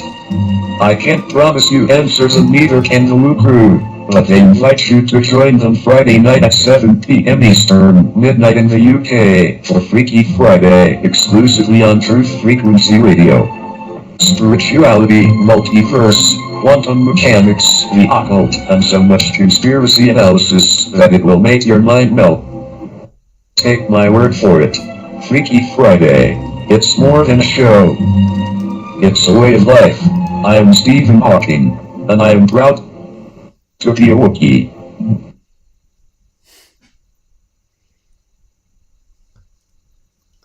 You're listening to the Truth Frequency Radio Network. No hate, no hype, no fear.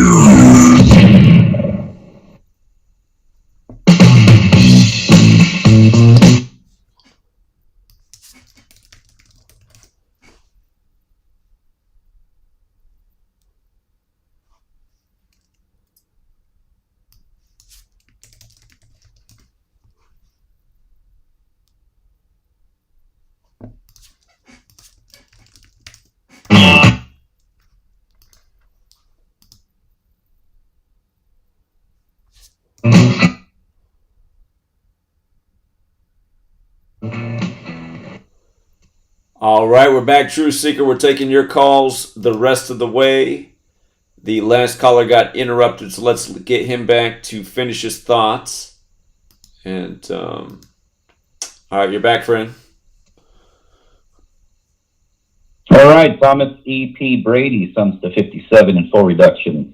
Okay. And then on Mighty Networks, Charmed One pointed out that every time Jennifer Lopez gets married, Tom Brady wins the Super Bowl. Huh. Well, after that, at least. Not every time that he wins the Super Bowl, she's got married, but every time she does get married that year, he goes on to win the Super Bowl. So this is her fourth marriage, and Ben Affleck is who she's married to. So I don't know if that's something to go down, but being passed around like a joint. Yeah, indeed. Indeed. All right, well, I appreciate all those observations, and thank you. Thanks, have a good night. All right, yeah, you too. Take care. All right, we're going to keep it moving. Let's go out to the Dallas area. I think this is the man Blake who came out and pounded payment. What's up, Blake? Yo, what do you do? You made it back to Dallas. How you doing, man? I'm doing all right. How about yourself? Well, there hasn't been a chance to rest. I got even more work getting back, but other than that, life's all right. So. All right, cool. Well, I just got one question for you. You know, just to help me out, you know, for me to understand my surroundings. What did Angel do to you? Well, she didn't do anything, but I mean, she started some drama though, because I just kept everything anonymous and nobody even knew who I was talking about. Then she had to air it out. But again, all I said since she made it public is, you know, she had her child out there, and the child really wanted to go home, and the child was exhausted. And I just felt like that was another sign of why maybe we should wrap it up so that Angel Baby can get her child home. And again, since you want to put out there publicly, again, we know what happened in Austin. The story came out that the reason the police were called is because somebody was saying that Angel neglected her child. And I'm not saying that's true, but, you know, I mean, it's obvious that, you know, again, what I would say, and I don't mean to put this down, Angel's obviously done a great job with her daughter because her daughter's great. But again, to me, it's a reminder of why families need to stick together. It's really hard for one parent to do everything. But yeah, I mean, I didn't do anything to Angel. She kind of just started the whole drama. But and again, I will say this too. I did ask Blake. Hold on. Here's the other thing. You issued it out first. Okay, tell me what I did then, Blake. What did I do then? What did I do? She's a woman. How do you expect her to react? You know what I mean? But I didn't say her name at all. Nobody knew who I was talking about. Some people thought I was talking about The Matrix, which I was not talking about, but I just kept it anonymous. They're fucking retarded, my G. Fuck them niggas. I'm talking about single mother. Who else, yo? Like, who else, yo? But again, so the thing is, Blake, you know, again, we should only be coming out and doing these things if we're in position to do them. And I don't know if dragging your child all throughout New York City all night and all day without any sleep while they're begging to go home and get started school. Listen, G. Well, I'm explaining. Blake, I don't want to do this on the show anyway. Where are they from? Hey, Blake. I know, I hear you. Blake. You know, it's radio time. It's radio time. I get that. I'm killing time. I get that. My fault. But look, at the same time, yo, that was foul, yo. I don't think it was foul at all. I don't think it was foul at all. I would say the only thing that was foul was done by that person, by trying to even make it public, because it wasn't about them. And what I said was valid. You should have never said anything at all. Why shouldn't I have said that? No, why shouldn't I have said that? What I said was valid.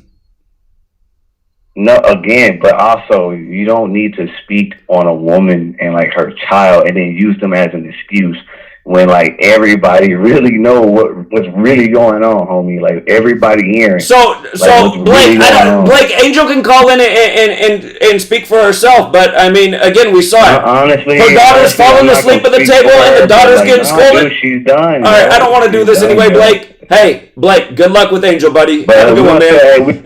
Here's the thing. I appreciate that Blake came out with Angel. But again, you guys, I'm also looking for people who contribute to the work and not bring like negativity and drama.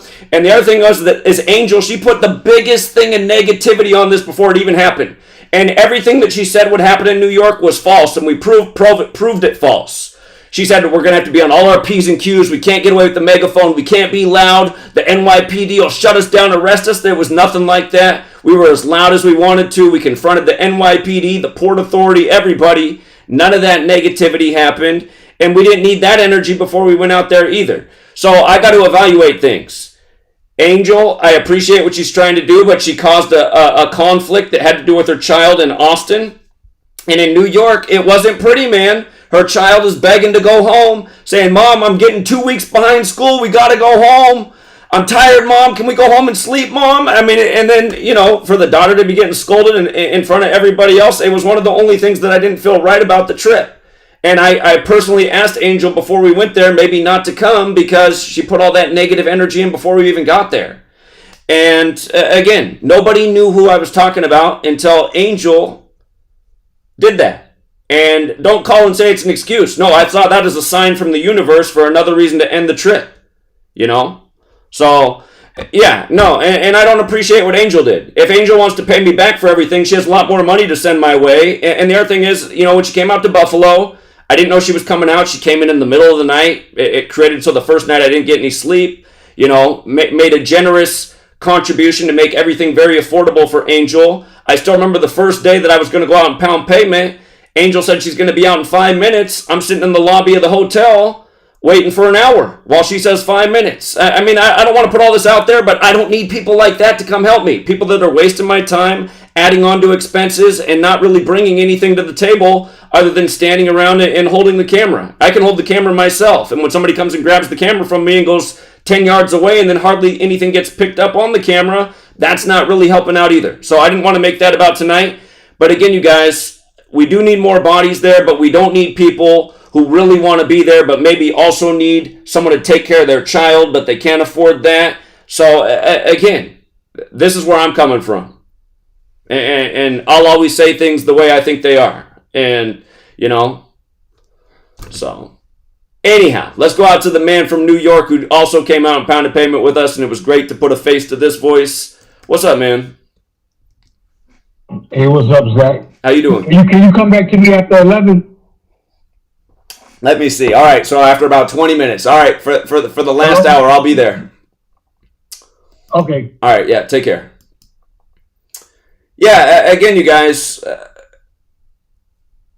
if you're going to come out for these events, we do need you to come out, but just make sure you're in position to come out. You got enough money. You know, you're not cutting yourself, you're not killing yourself to be out there. You got someone to take care of your child. Again, things got to be in place. Again, you don't need to travel all the way across the country to pound pavement. There's a lot of people in New York City who could have came out who didn't.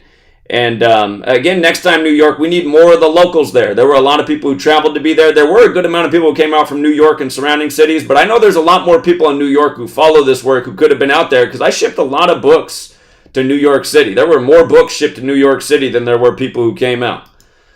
All right, let's go out to 419 Ohio. Hey, Zach. Good evening. Yeah, how you doing? This is, Decoding with Cody. Hey, what's up, Cody? Yeah. So, yeah, I just wanted to say first that I really enjoyed watching all the videos. I wish I could have came out. But as you were just talking about, I didn't have myself in a good position to come out, so I didn't. And, however, I wanted to get on here for a minute and talk about the Queen because, you know, after you mentioned her earlier this year and after the Bengals lost the Super Bowl, a lot of my channel was kind of about the Queen. And so I went back and I did some measurements and stuff and tried to figure out, you know, how they were, because I ran a lot of measurements, you know, before she died, and I tried to figure out how they were going to play the ritual. And the one thing I missed was the whole, you know, Virgin Mary's birthday. I mean, it would have been so obvious, but anyways, I just wanted to go back and run some things I found after the fact about the Queen. The first thing was, I think this is the most prominent thing I found, was that the Queen died on the 36th Thursday of the year. And she died on the 36th day of Obama's age also. And the 36 is big because 36, Jupiter equals 36 in in Gematria. And Thursday, the day she died, is also the day of Jupiter. So you have, she dies on the 36th Thursday of the year, and she dies on Jupiter Day. And Jupiter equals 36. And we remember we had these flashes of lightning with Obama on in front of the White House. And again, she died on Obama's 36th day of his age. And we know that Obama means, Barack Obama in Strong's Hebrew means lightning from a high place, pretty much. And so not only that, but ascension also equals 36 in Gematria. So the day the queen dies, obviously the king ascends, and 36 is again ascension, just like Jupiter equals 36, and Barack equals 36. Also, Jupiter is the god of thunder and lightning, and thunder equals 36. Monarch, which the queen was, equals 36. And if you go to Chaldean, King Charles III equals 36. And that's the day that he ascended. Obviously, he ascended on the 36th Thursday of the year. And also in Chaldean, Phoenix equals 36. And what we know about the Phoenix is it ascends. And Jesus Christ equals 36 in Chaldeans. And he also ascended. Also back to Barack, we know the relationship that 36 has with 666. Barack was born on the 216th day of the year. 6 times 6 times 6 is 216. And obviously, you know, the 36 is the 666 of 36 triangular number. So anyway, that's all I've got about the Jupiter connection, but I think that's one of the most prevalent things that happened with the whole astrology side of it. Also, another thing I wanted to mention is that the day before the funeral, you had Puerto Rico being hit by a hurricane, and Puerto Rico equals 140 and 58, like Queen of England. Another thing I want to say is that this is a connection with WWE, because I've been using WWE all year to try to predict the Queen's death. And a funny thing was, on August 5th, there was a wrestler that returned from after he was fired a year earlier. He returned, and his nickname used to be the White Rabbit. And if you type the White Rabbit in, it's almost a direct match with Queen Elizabeth. And what's interesting about his return is the night he returned, it was kind of a shocking return, and he came back with this Revelation song, and it says death, and it's really dark. It's really dark. It's all about Revelation. But he comes back, and the night he comes back, he attacks a Scottish wrestler. And the Scottish wrestler's name is Drew McIntyre, but so we obviously know the Queen died in Scotland. And immediately after he attacks the Scottish wrestler, his wife, whose name is Scarlett, lays an hourglass in front of Roman Reigns, who's the WWE champion. And as soon as I saw that, I knew that was the hourglass for the Queen. So that ended up being on August 5th. And so she dies almost a month later from that. And again, I told you that the White Rabbit equals, almost matches Queen Elizabeth.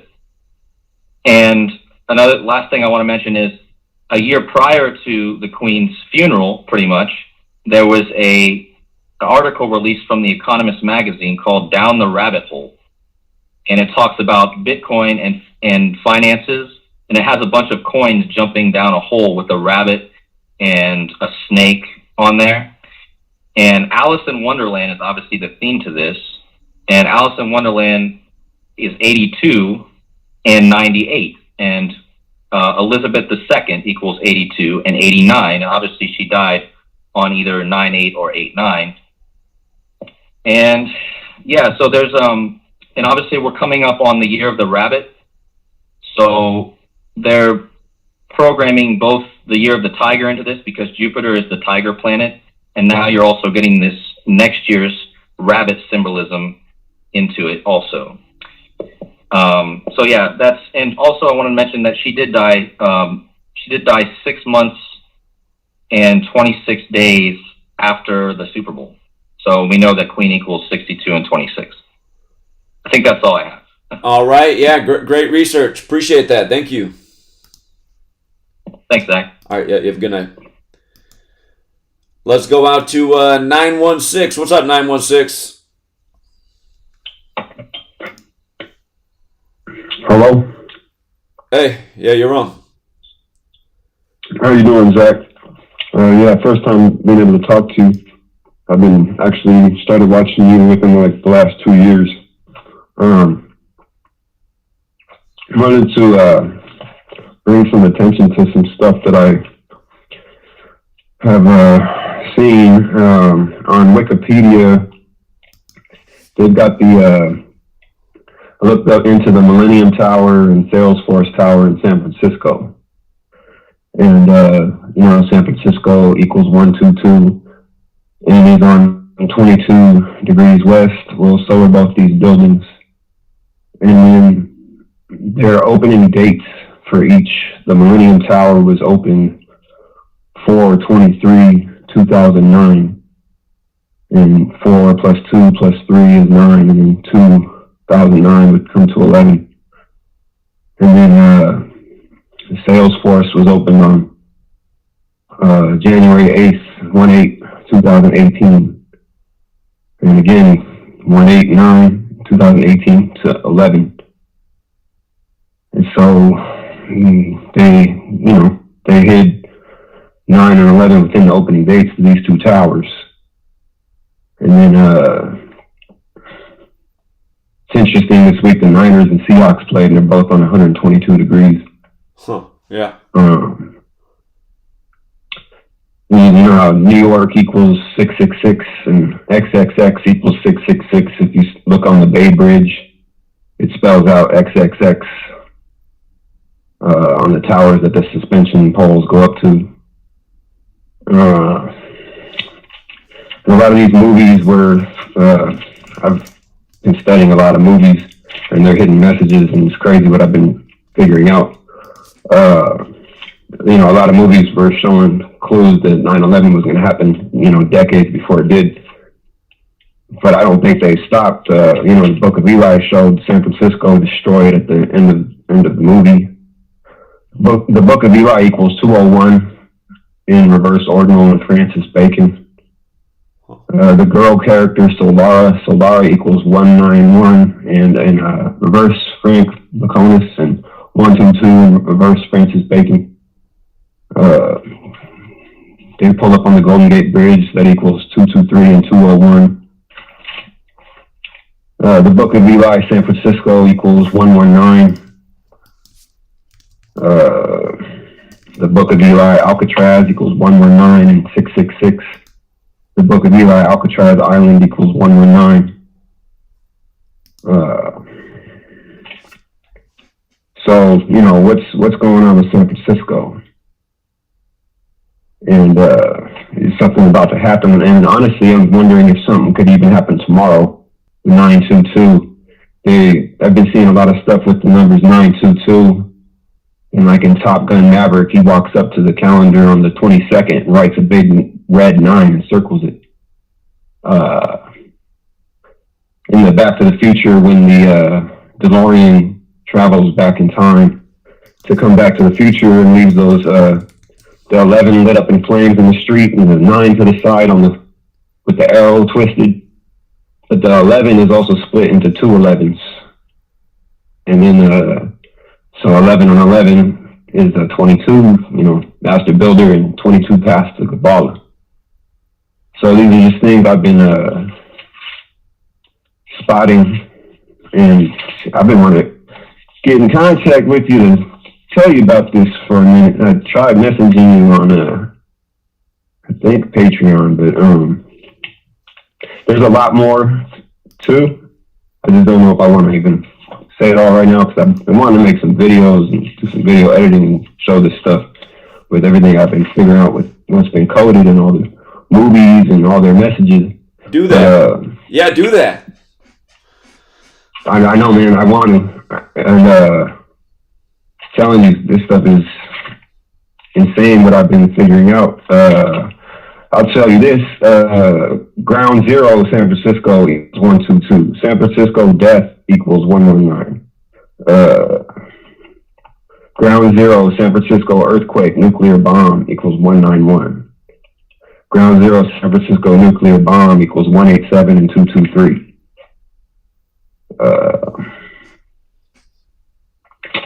So, take a look at those buildings. I was seeing it when it was being constructed, and I was like, because I lived not too far, and I've driven out there plenty of times, and I was like, what the hell are they building? And it looked like a Tower of Babel to me at first. It also looks like a giant dick. It's obviously ironically, today I woke up and seeing that they had a Salesforce investors meeting today, which is interesting to me. So I don't know. I hope nothing happens tomorrow, and maybe it won't be tomorrow. It could be whenever, but a lot of things are looking like could be an earthquake set off there, and those buildings are sinking. They weren't built onto rock; they're built on clay, on mud, and they've been sinking. Okay, and interesting.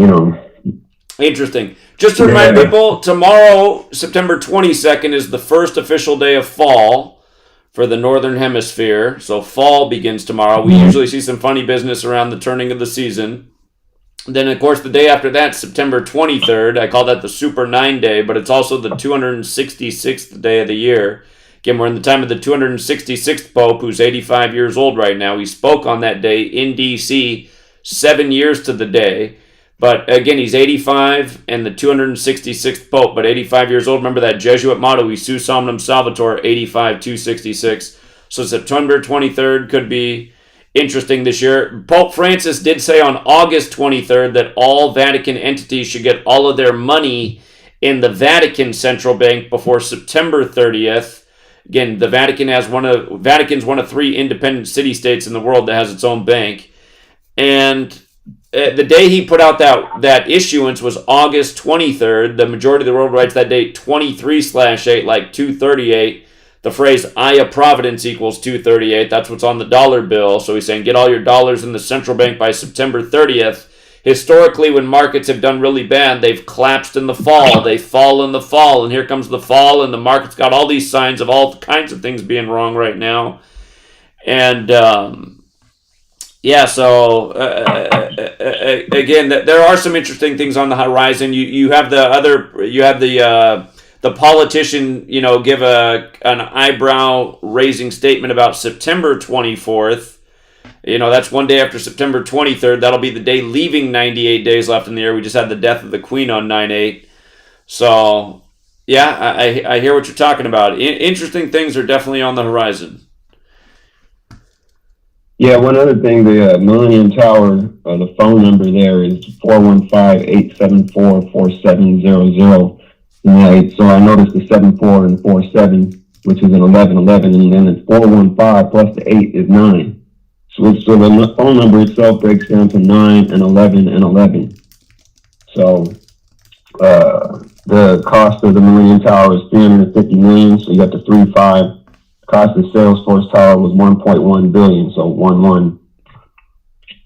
And man, there's a lot more stuff, man. I don't want to take up too much time. And shoot, if possible, trying to talk to you. I'll just, besides being on air, I don't know. Are you still coming to the Bay Area? Yeah, I will continue the trip, and I will be down there. That has to happen. So, because yeah, definitely want to meet up with you when you come this way. Yeah, it's gonna happen. All right, man. Well, thanks for taking my call. All right, you have a good night, friend. Take care. You too. All right, let's see. We got Maryland up next, then Philly, then New York City, then Charleston, then New York, then Florida. We'll get through all these calls. Let's go out to Annapolis first, Maryland. Yes, Zach, how you doing? I spoke with you a number of different times regarding Peruka and his thoughts on 9/11 in Maryland. I hope you could somehow get to Baltimore. Sorry I couldn't get to New York.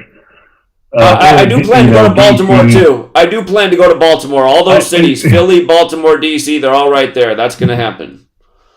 I detest going to all those cities, to be honest with you, but sometimes I have to for work that I do.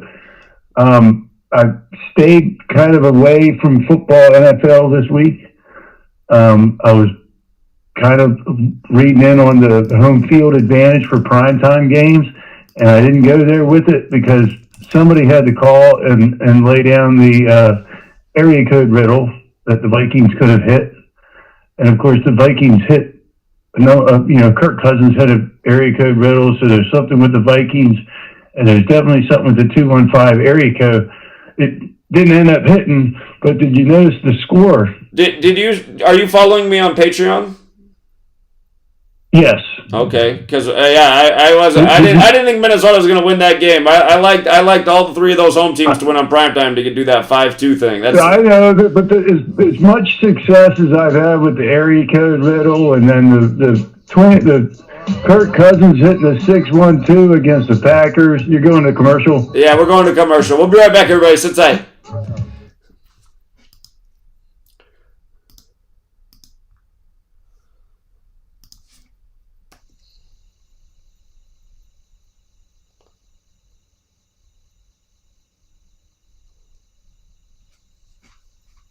Censorship and regulation is becoming an ever-growing problem in today's modern media. From the mainstream to YouTube and Google, the information you're looking for is buried by official narratives and propaganda. This is why TFR is 100% uncensored, unregulated, and listener-supported. The shows on TFR are not micromanaged by the station, and our hosts are free to speak their minds however they please. As such, the views and opinions expressed on our station are of those who make them. If you happen to hear anything offensive on TFR, please send us an email to toughtitty@tfrlive.com, and we'll be happy to tell you that we really don't give a damn. We stand for freedom of speech and non-censorship.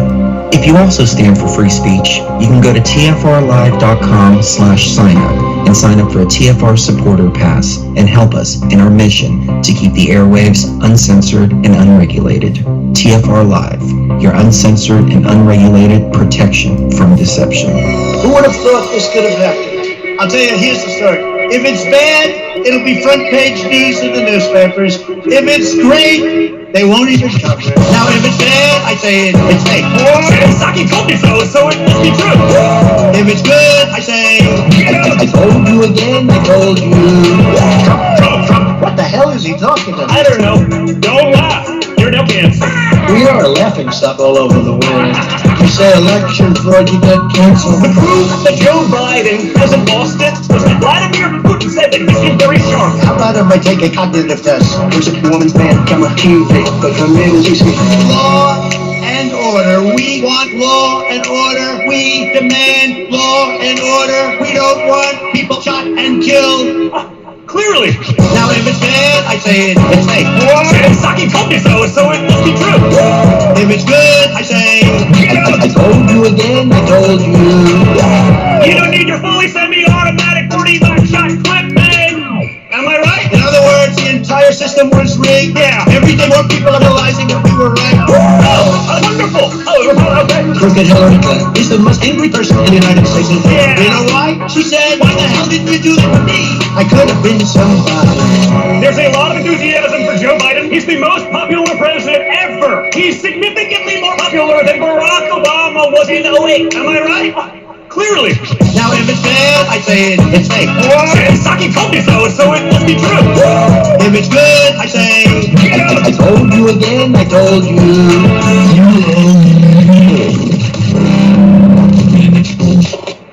Now listen, if you have not subscribed to YouTube channel, do it right now. Do it today. And all you have to do is click the big red subscribe button.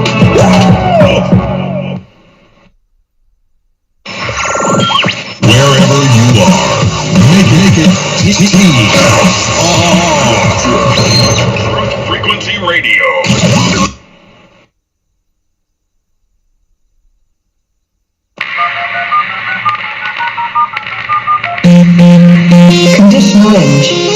Conditional range. Situation delta in effect.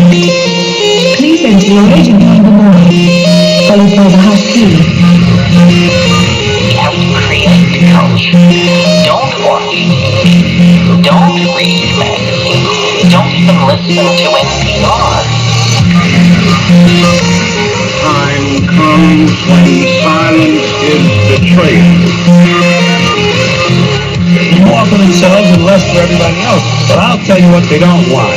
They don't want a population of citizens capable of critical thinking. They don't want well-informed, well-educated people capable of critical thinking. They're not interested in that. That doesn't help them. Think for yourself.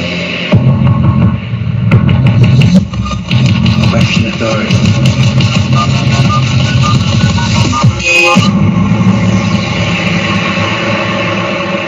This code has been compromised.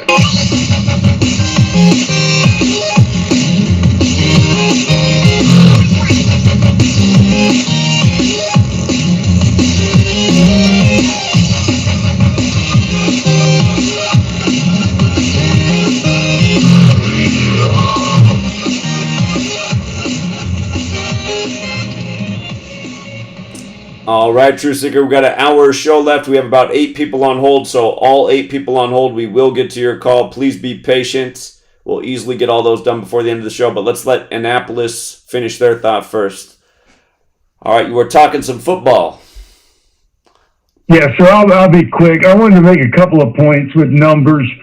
So the area code, the 215 didn't hit, but did you notice the area code that matched the score 724 on the other end of the state? Okay, well, that makes some sense. I didn't realize it until you said it. That's kind of... well, it's just funny. The 215 is on the furthest east part of Pennsylvania, and 724 on the most western part of Pennsylvania. It's maybe a tribute to Pittsburgh. I don't know. I know tonight, every baseball game had the date numerology to hit. I think if you Google the score, just Google MLB scores, the first 7 scores that come up went 5 and 2, and I wouldn't be surprised if the remaining 9 end up finishing 7 and 2. Okay, 52-72 date. Okay. That's so I went through all that. I put a $1 parlay on all of them hitting, but that's going to lose. Okay. Yeah. I didn't go to I didn't think of the 5 and 2 and the 7 and 2, but it seems kind of sneaky. Then the other thing I was going to say, I've been paying attention to the markets today. The Dow, the NASDAQ, and the S&P all down 1.7%. There's 17. Right. I don't know if I can say that over your radio. I won't say it. You can think of the letter. That's interesting. Sure. Especially with the Queen dying 1,776 days after the first Q post. Yeah, that's wild. All right, hang on. Let me get my thoughts together. So I noticed a lot of numbers appearing in the last few weeks of football. Scores with 31 and 27. I mean, for Christ's sake, but the Bills scored 41 points. Well, realize both the Bills games have had a tribute to 41, right? The first week there were 41 points scored in LA 41 land where Kobe died at 41, and then this last game they won 41-7 for a total of 48 points. Of course, MNF for Monday Night Football is 48.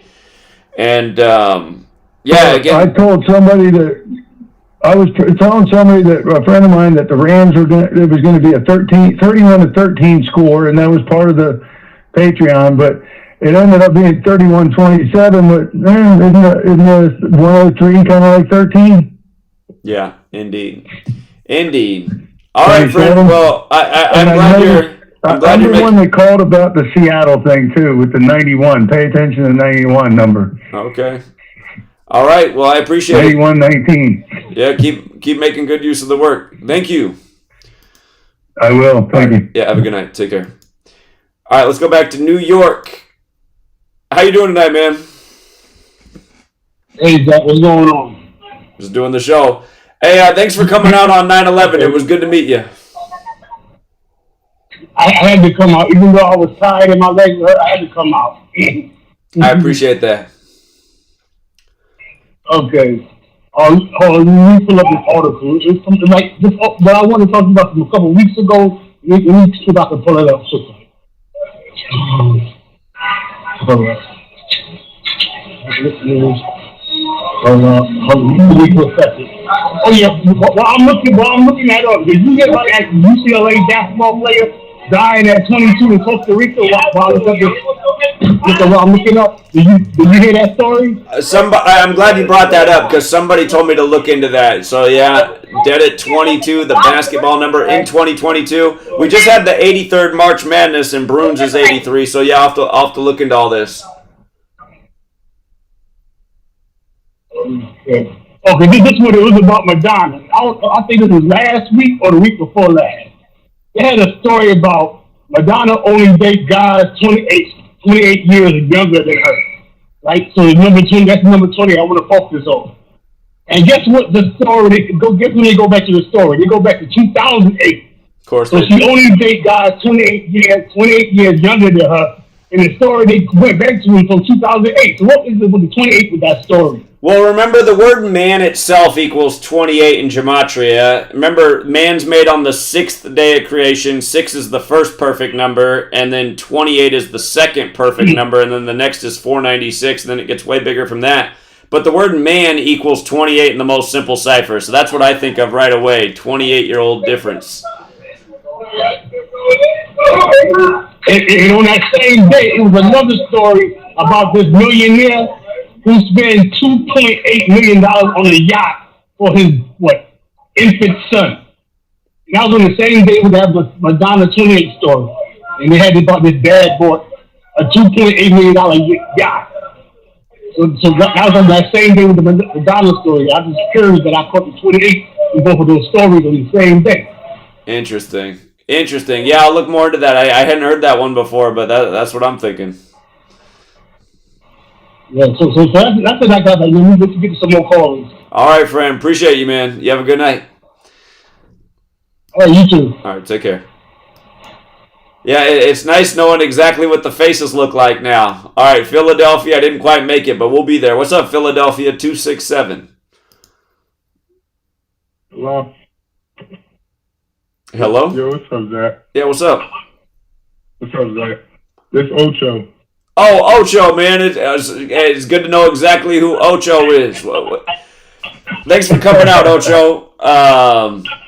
What's on your mind tonight? As always. You know what's funny? It's funny. I just looked at the time. It's 8:08 out here on the West Coast as we get to Ocho. How perfect is that?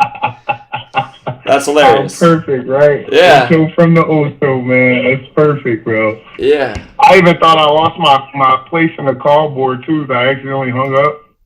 So that's perfect. Okay. So how was the experience for you, man? How was it coming out there? It was great. The drive out was even great. You know, I got some time to think and stuff like that. Just driving, a couple hours in one direction. You know what I'm saying? It was cool though. Meeting everybody. I really enjoyed it. I didn't really pay attention to anybody speaking because I was too excited about meeting everybody. But it was great. It was a great experience. Great to put faces to names. And it was, of course, great meeting you. You know what I'm saying? We all learned a lot from you. So we were all very excited to, put a face to, you, you know what I mean? So it was definitely a great experience. I can't wait to do it again. Indeed. And you know what? I still haven't listened to the live stream. I haven't watched the Yale live stream, but you did commentary on there for a while, and I heard a lot of people say they really liked your commentary while you were hosting that Yale live stream. So I think you got people that want to see more work from you. Yeah, I was appreciating that. I will do more work. I need more followers because I rather do more stuff live, like the live streams. I feel like the live stream video will be better. Yeah. And I just sit the phone down there and talk, you know what I'm saying? It's better when you got the live stream to do it. You know what I mean? Because then I could just bust it out when I see something or if I want something, stuff like that. But I'm waiting to get them follower count up, and then I'll start releasing a little more and doing a lot more. I'm actually about to move into a place October 6th, so Ocho is getting out of the car soon. That's great news. Good news. Yeah, Ocho's getting up out of his car, so. Okay. Yeah. I called in because the other day, I wanted to mention something that last caller said, not New York, but the caller who called in and he took the bait on the Vikings. He shouldn't feel bad about that because I even took that bait, bro. I'm in Philly and I see that 215 come up, bro. I never fade it. They even, like, the bait has been very real lately, Zach. Like, they'll line up that 215. Like, they could have got that 215 away win, as well as Kirk Cousins came into that game on 65 losses. And, you know, Philadelphia equals 65. So they're lining it up pretty good. They remember, though, like I said, they like to line up those primetime games so that it's like the overall record. I was like, look how perfect it'll be if all three home teams win 5-2. Like they won Super Bowl 52 in Minnesota. And they like that number in Philly, too, because 52 is that prophecy number, biblical Philly. So. Exactly. So it's like, I mean, like, I think they do that for like us us newbies. Like we still kind of beginners, us new decoders and stuff like that, taking bait like that. We didn't see that 5, you know, surface decoding. You don't see that 5-2 thing they setting up with multiple teams for them to even fade a 215 and 65 in the same game. Like you usually see that hit, so you know that's bait to us, but to the veterans, that's probably pretty, you know, pretty clear cut. So. To you, that's pretty clear cut, bro. You've been in this like 10 years. So. Yeah. Well, one more thing I wanted to say. Go ahead. One more thing I wanted to say. When I met you at in Connecticut, right, at the pizza store. Anna interrupted me, bro. And the other day or yesterday, you even brought up on the live stream. Not brought this up, but. You used to do a show with a guy named Chad? I was asking you at the table, I said, bro, please look into the name Chad. You don't remember that? I forget now. But tell me what you were saying about that. Well, I was asking you too because that's my name. My name is Chad Johnson. That's where like the Ocho. That's why you're Ocho. Yeah, that's funny. Yeah, I'm from 18th Street and like, you know, I used to even play wide receiver when I played football. So, like, that Ocho thing, when Ocho came out, like, it kind of stuck to me at the time. Like, and I was from 18th Street, so I kind of put it together. So, like, but I was asking you to look into the name Chad because they've been doing so much with it. Like, and, like, ever since I even came across this work, I didn't notice them use my name so much, bro. Like, just so much. And then you say that on the stream, and so I'm like, yo, what? Like, why didn't you tell me that? Like, why you didn't tell me you used to do a show with a guy named Chad? I'm saying, asking you to please do research on that name Chad.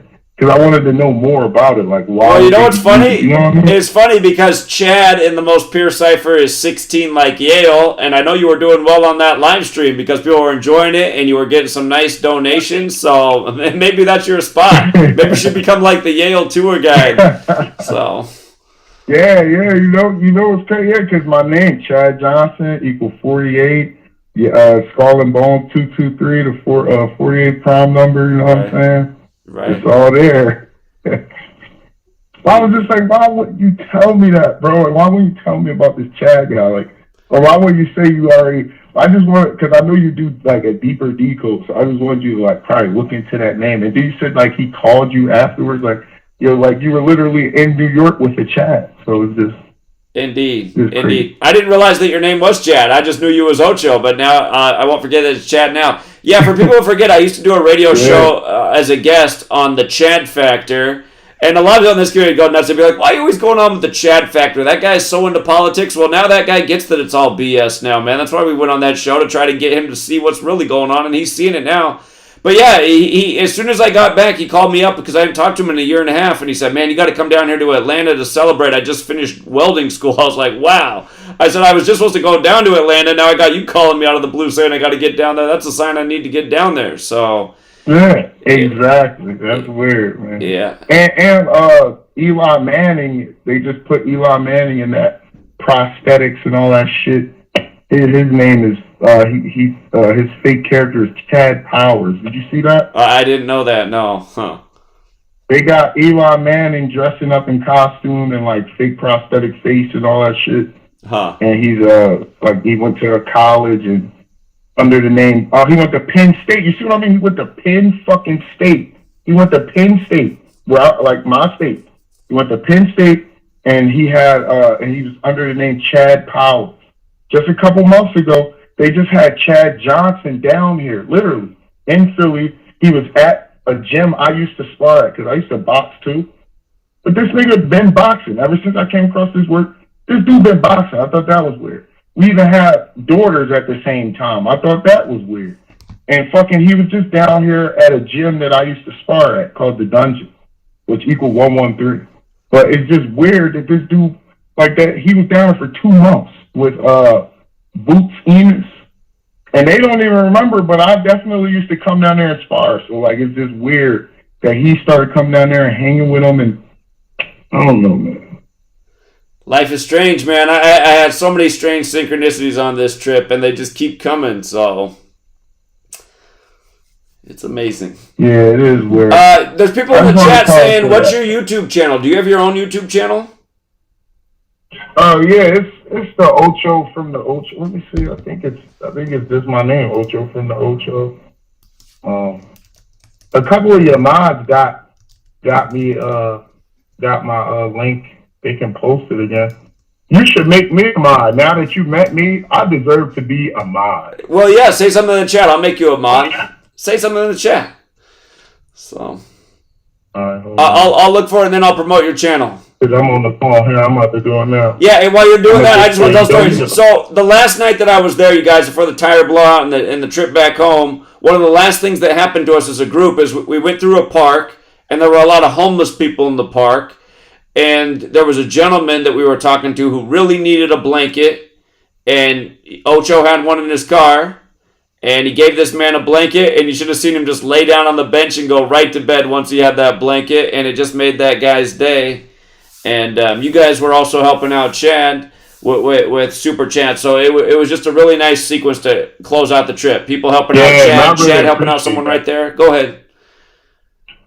Yeah, I really appreciate that, what everybody did, too, helping me out. One more thing with that guy, I kind of feel like it's weird. You see how, like, energy works. Like, that guy was really nice. I went back and watched his stream, and I heard what he was saying when I wasn't there. You know what I mean? That was a really nice guy. He wasn't, like, begging for money. He didn't, like, curse us out.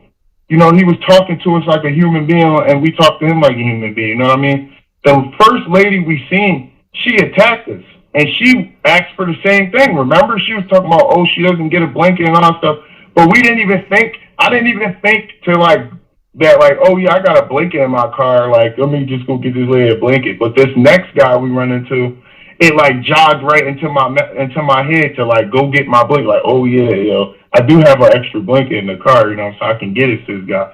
Because he was, like, a kind soul. So it's like how the energy you putting out, you know, you see what happened.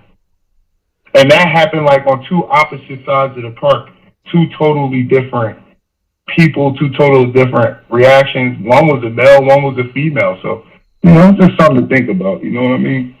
Indeed. And ultimately, both those people needed a blanket. But, yeah, it was a lot easier to help the man because he wasn't verbally sparring with us. He was a really kind person. Yeah, but not even that though, Zach. Not even that, though, Zach. It's really like, it's just like, all right, I didn't think of that until we met that guy. Sure. I completely forgot I even had the blanket. You know what I'm saying? Sure. I used to sheep.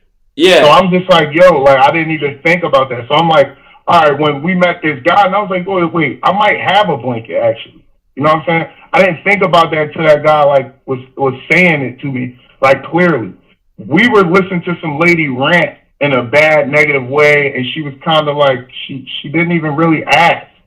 She said, we don't do this stuff, like we were even from that state or city. But like that guy, he didn't come with that type of energy, and look what he got. So it's just something to think about for everybody to, you know, think about stuff like that. Indeed. Yeah. it was a great closing moment to me for the trip, just seeing that happen. So, you guys, Ocho from the Ocho is the man on the phone, Chad, and he just did get a wrench. And hold on, I'm just having trouble pulling up your I don't know why I'm having trouble pulling up your YouTube channel. Let me try copy and paste.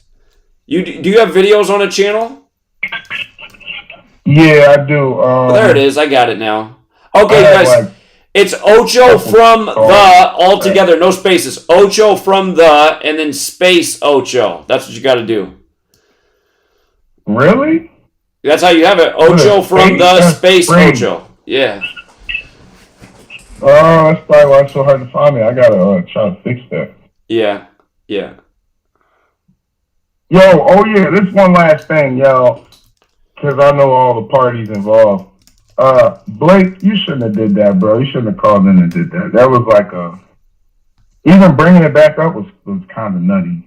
Should have just let that die down. You know what I mean? Like, I feel like he kind of had like a personal feeling in that for him to even do that. So he kind of should have just like. Well, it's okay. I just don't want there to be any drama. He's friends with Angel. They're close. They're pound and payment together in the same city. I'm glad they're working together. I mean, I wasn't trying to make it dramatic. I was just talking about real things that happened that all weighed on my mind about, do I continue this or do I go back right now like Sweet Lady does? And that was one of the factors, because I was like, the one thing I don't like that's going on right now is this child really wants to get home. I'm sympathizing with this child. So, I mean, that's just what it was.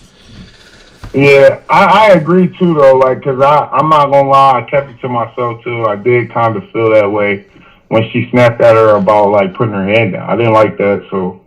I mean, I understand where you're coming from, so I mean, like, you felt that way too. I thought I was the only one who felt that way, so it's just, people need to think better. Like, instead of taking constructive criticism in a negative way when it wasn't even presented negatively, is wrong. You know what I'm saying? Like, we are supposed to be people with strong, thick skin anyway. So, like, how is this even happening? But Indeed, you weren't wrong, bro. You weren't wrong. Don't feel bad. And what you said was valid. And he didn't answer you when you said that. So that's how you know another reason why it was valid. When people can't even answer you on how you're wrong or whatever, that means you were most likely right. They just kind of, like, their feelings were hurt a little bit. But that's all right. Like, feelings are feelings. You'll get over it. Indeed. Yeah, I agree.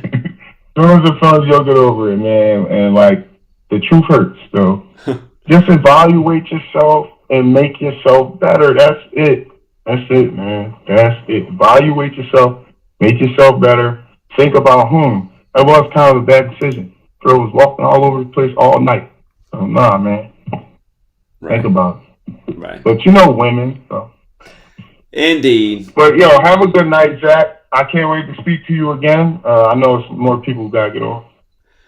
Can't wait to see you again. Can't wait to speak to you again. Thanks, bro. I look forward to it, too. You guys support his channel, and again, he's another good person in the community that would be very grateful for your support. And thank you to everyone who did support Chad at Yale. And I still got to go back and watch that your time hosting, because I heard a lot of good feedback. So I think your channel will build up rapidly when you start putting out the content. All right, Chad, you have a good night, man. Yeah, I will. And I'll do some decodes. Perfect. But all right, good night. Have a good night. Do it, Chad. Thanks, man. Take care. All right. Yeah, it was a great way to close it out. Not the flat tire, but other than that, it was a great way to close it out. Let's go out to 212.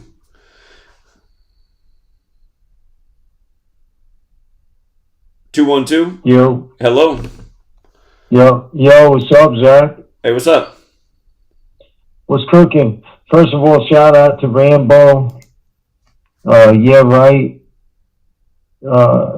Fake Mike, Chigozi, Itachi, and you.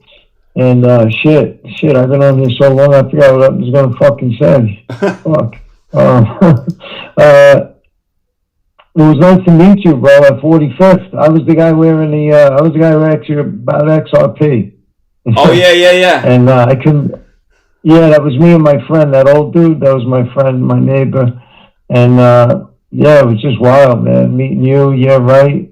I didn't get to see Fake Mike. I know he was hanging around there at the time, but we were in a hurry anyway. But at first we tried to find you down by the World Trade Center. I was just following you like Twitter and stuff. And then it became like a scavenger hunt. I'm like, oh shit, he's up on 45th and Broadway, let's go. So we took a few loops around. I said, if I don't see him, you know, we'll go around again. Second loop, we found you. That was great. But yeah, that was awesome, man. And yeah, as far as all that angel baby stuff, like with her, like fear mongering everybody beforehand, I was the guy chiming in the chat. He saying, you know, don't worry about nothing. You know what I mean? Everything. Nobody in New York gives a fuck about what anybody does. You know what I mean? Right. And when you guys were standing up down by the bookstore, by Union Square, all the places you guys set up, I mean, there was a lot of people listening. I wasn't there for that, you know, for that scene, but, you know, just from watching the videos, everybody was listening. Hold on, we got a quick break. We'll be right back, Ray. Quick commercial break.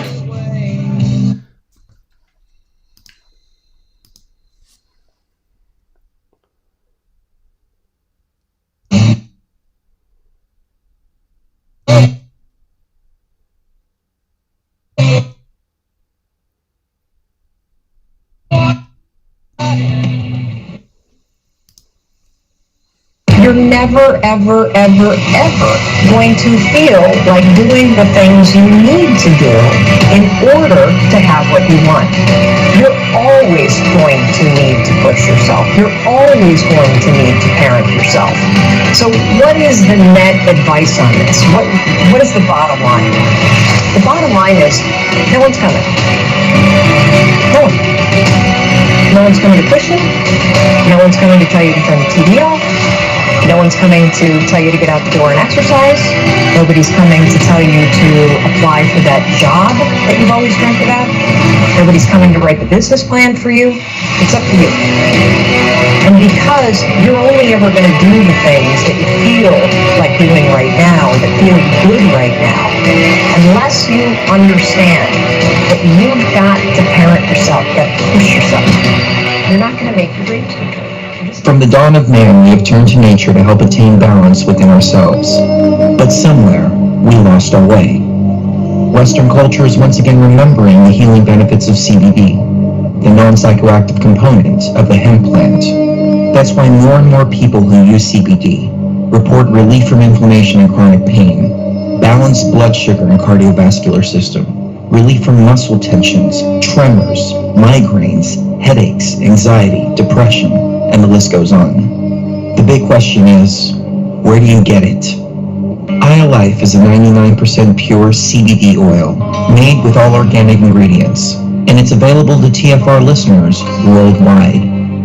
If you use coupon code TFR at checkout, you'll get $5 towards your order. Head on over to iLife.com now. That's AYA life.com. Greetings, Earth Explorers. My name is Brooks Agnew, and I am your host on X Squared Radio every Sunday evening at 8 p.m. Eastern Time on the Truth Frequency Radio Network. This is where the past meets the future. We explore the mysteries of the universe and of the Earth. We might go a little past your imagination, but have no fear. You will be safely traveling with us. We will dissolve the propaganda of dangerous people with dangerous plans for the planet. We will discuss the latest technologies and challenges for humankind. We will discover the safest place for you to stand when the thinkings and doings of mankind come flying apart, and how you can be one of the people that helps put it back together. Join us.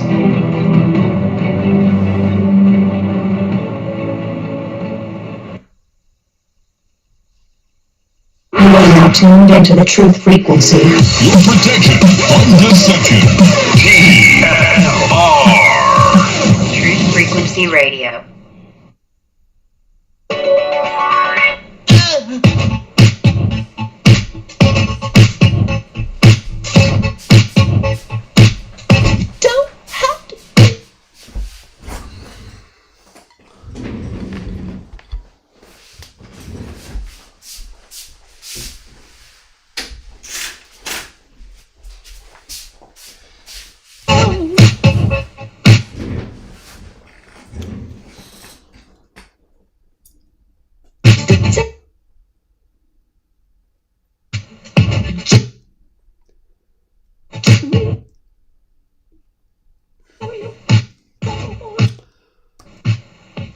All right, we're back. True Seeker. It's the final 30 minutes. We got 6 people on hold. If everybody keeps it to one thought, one great question, we'll get through all 6 of those calls.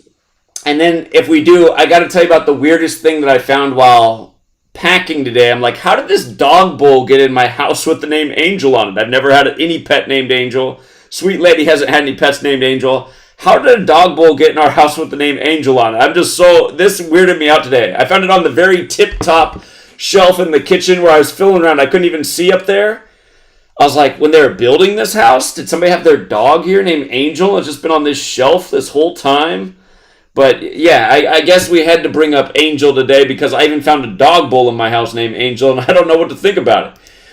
It is too weird. Anyhow, let's go out to New York again, who was finishing their thought and we got interrupted. What's up, 212?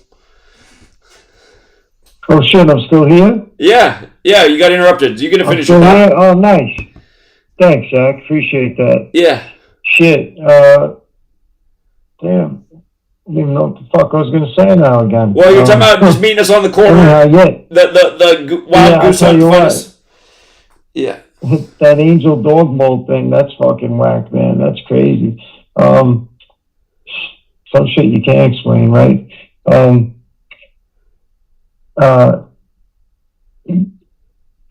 Shit, man. I lost my train of thought. Well, it's all right, man, because we got to get through the rest of the calls. But, hey, thank you so much for coming out. I do want to mention one thing. Go ahead. Yeah, it was great to meet you, bro. Yo, your calves are fucking enormous, dude. What do you do, like 100 fucking calf raises a day? You got Popeye calves, dude.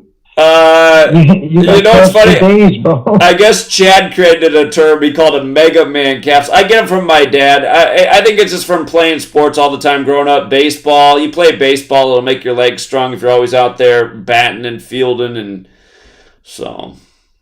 Yeah, bro. Damn. You know what I was going to ask you though? You see with all the stock market action today, because I'm involved in all of that shit, and the cryptos as well, and you know, what's your opinion? Like, this is that Shemitah year, that Jew New Year coming up, and you got so many fucking people saying so many different things. So I'd just like to know if you have an opinion, if you've been keeping an eye on it. Like, I'm super concerned, to be perfectly honest. Again, it's that baby boomer generation that's counting on their retirement right now and everything. And it feels, again, markets tend to collapse in the fall. Things aren't looking pretty right now. It's an uncomfortable situation. So I'm hoping that my worst fears definitely don't happen. But yeah, it's concerning what's going on. So. Tell you what, my fears are pretty big too, and I have a feeling that they are going to happen. You know, it's horrible. I think they're burning us up and going to like this is the reset. You know, I don't know what it's going to be, how it's going to come about, or if they're just going to drop it on us and say, you know, I don't know, no idea, man, but. Appreciate it, dude. It was great to meet you. It was great to be. I shook right to Matrix's hand. He's a handsome bastard, that guy. No homo here either, bro. I'm just saying. You know, nice guy, and every spot you guys went, you guys grabbed attention. You know, and like I said, in New York, no one cares what anyone's doing. You can do whatever you want. You don't have to worry about going there in fear. The police are going to do this. These people are going to shut us down. No, you guys can do whatever the fuck you want, wherever you want to do it, when you want to do it, and you're going to have an audience, and you're going to change minds. You're going to open minds. So 100%. That's the best part about it. That's exactly what we did. Yeah. Well, thanks a lot, man. Appreciate that. Thank you. We'll meet again, friend. Bro. Peace. Yeah, you have a good night. Take care. You got it, bro. Take care. Bye. Yeah, be careful, man. I mean, it is times of uncertainty. Let's go out to 772. What's up, Florida?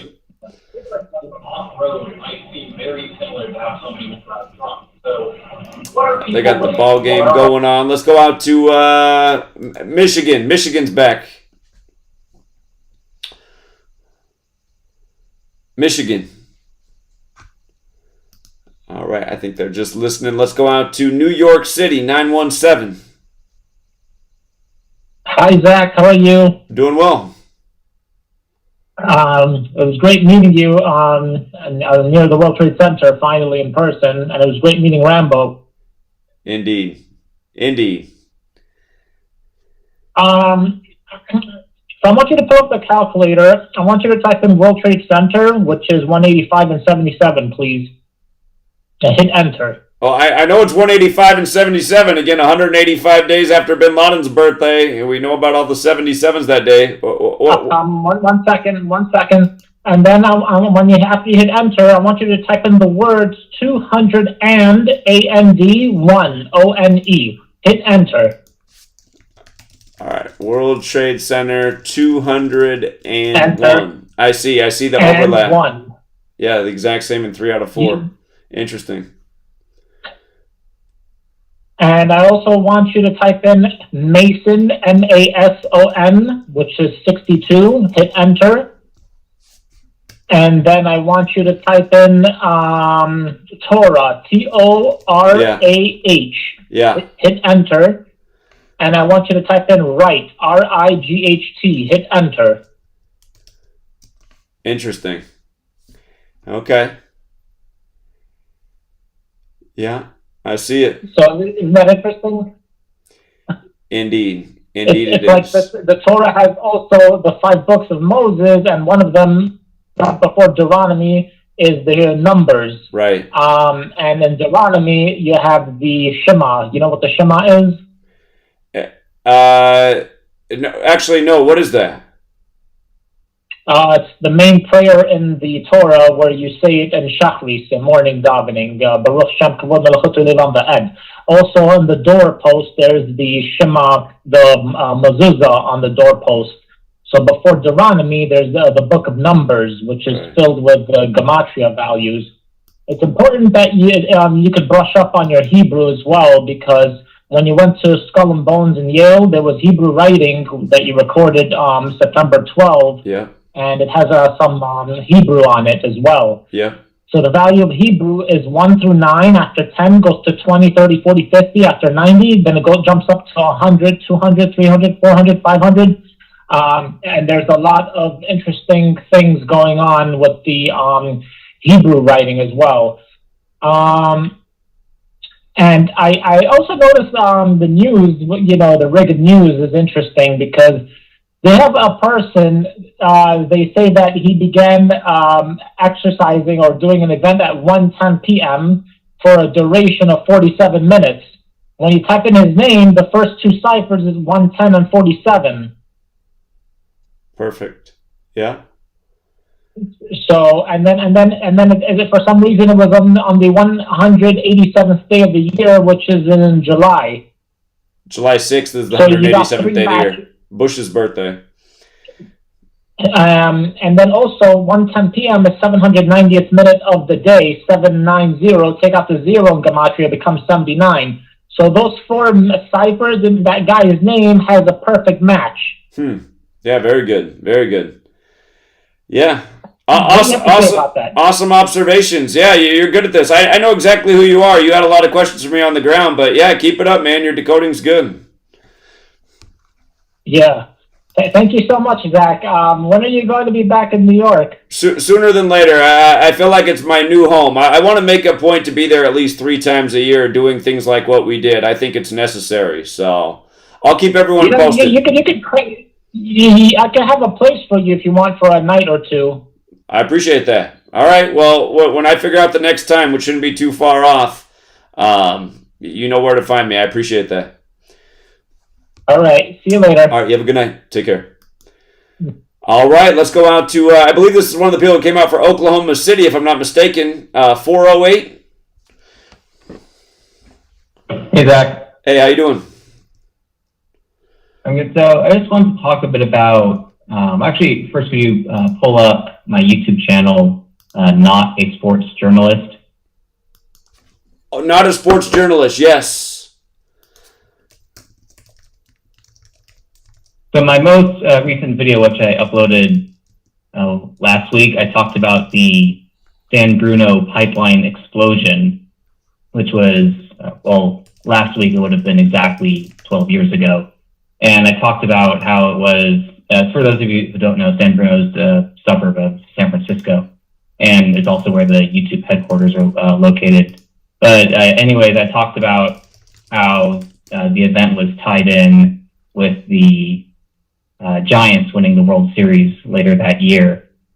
And one thing that I didn't really catch on in making that video was how one of the reasons why, well, at least I believe why the YouTube headquarters are in San Bruno is because San Bruno equals 32 and 112, 32 sun rays on the Jesuit logo. Jesuits operate in 112 countries. And I was wondering, did you ever cover the YouTube? I think there was a shooting at the YouTube headquarters a few years back. Did you ever cover that? Indeed. The woman, I want to say it was either March 4th or April 3rd. It was one of those dates because Google's 34, and I remember the first and last name of the woman both equaled 34. And to me, she looked like she was artificial intelligence. She didn't even look real to me. But indeed, I want to say that was in 2017, if I remember right. It says here on Wikipedia, April 3rd, 2018. Oh, it was 2018, okay. 43. But yeah, that 3-4 date, yep. And you had mentioned how they may have been removing posts from your old blogs. I was looking through your old blog around the time when that would have happened, but unless you covered it late, I don't see it. So it's possible that there was definitely a post on that shooter on my website at the time. They have taken down some posts. They might have taken down that one. All right, that's all I have to say tonight. So thank you. All right, appreciate it. Have a good night, friend. All right, let's go out to Arizona 623. What's up, Zach? Hey, how you doing? Good. This is Math2Con, MATH, the number 2, CON. Yes, I recognize you in the chat. All right. Thanks for taking my call. Do you know how many days Queen Elizabeth II lived? How many? 35,204 days. Now check this out. When I hear 35204, to me, I think of like a zip code.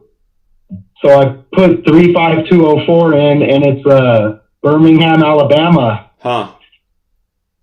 Okay, and you know, there's also the Birmingham, England, United Kingdom, and that's where Queen Elizabeth Hospital is located. Okay. But also Martin Luther King Jr., you know, Queen King, he achieved his greatest success in Alabama, and he was jailed in Birmingham for leading a protest without a permit. Right. So that's crazy. The 35204, the Queen King, and the Birmingham. Very interesting. Huh.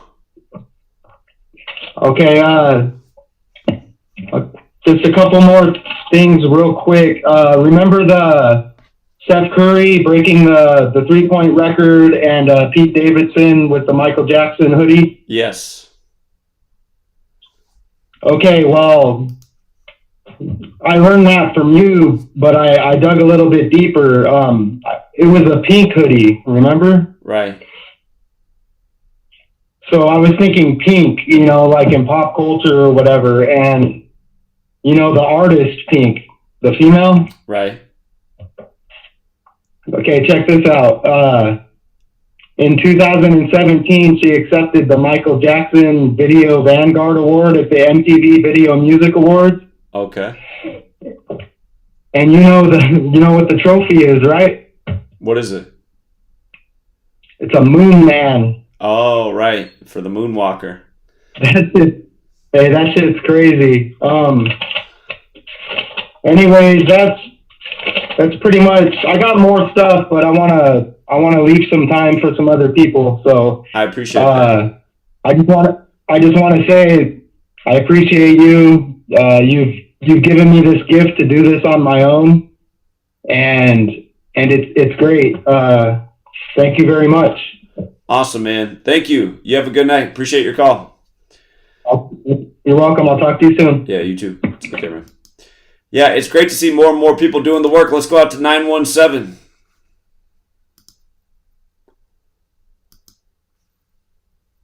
917.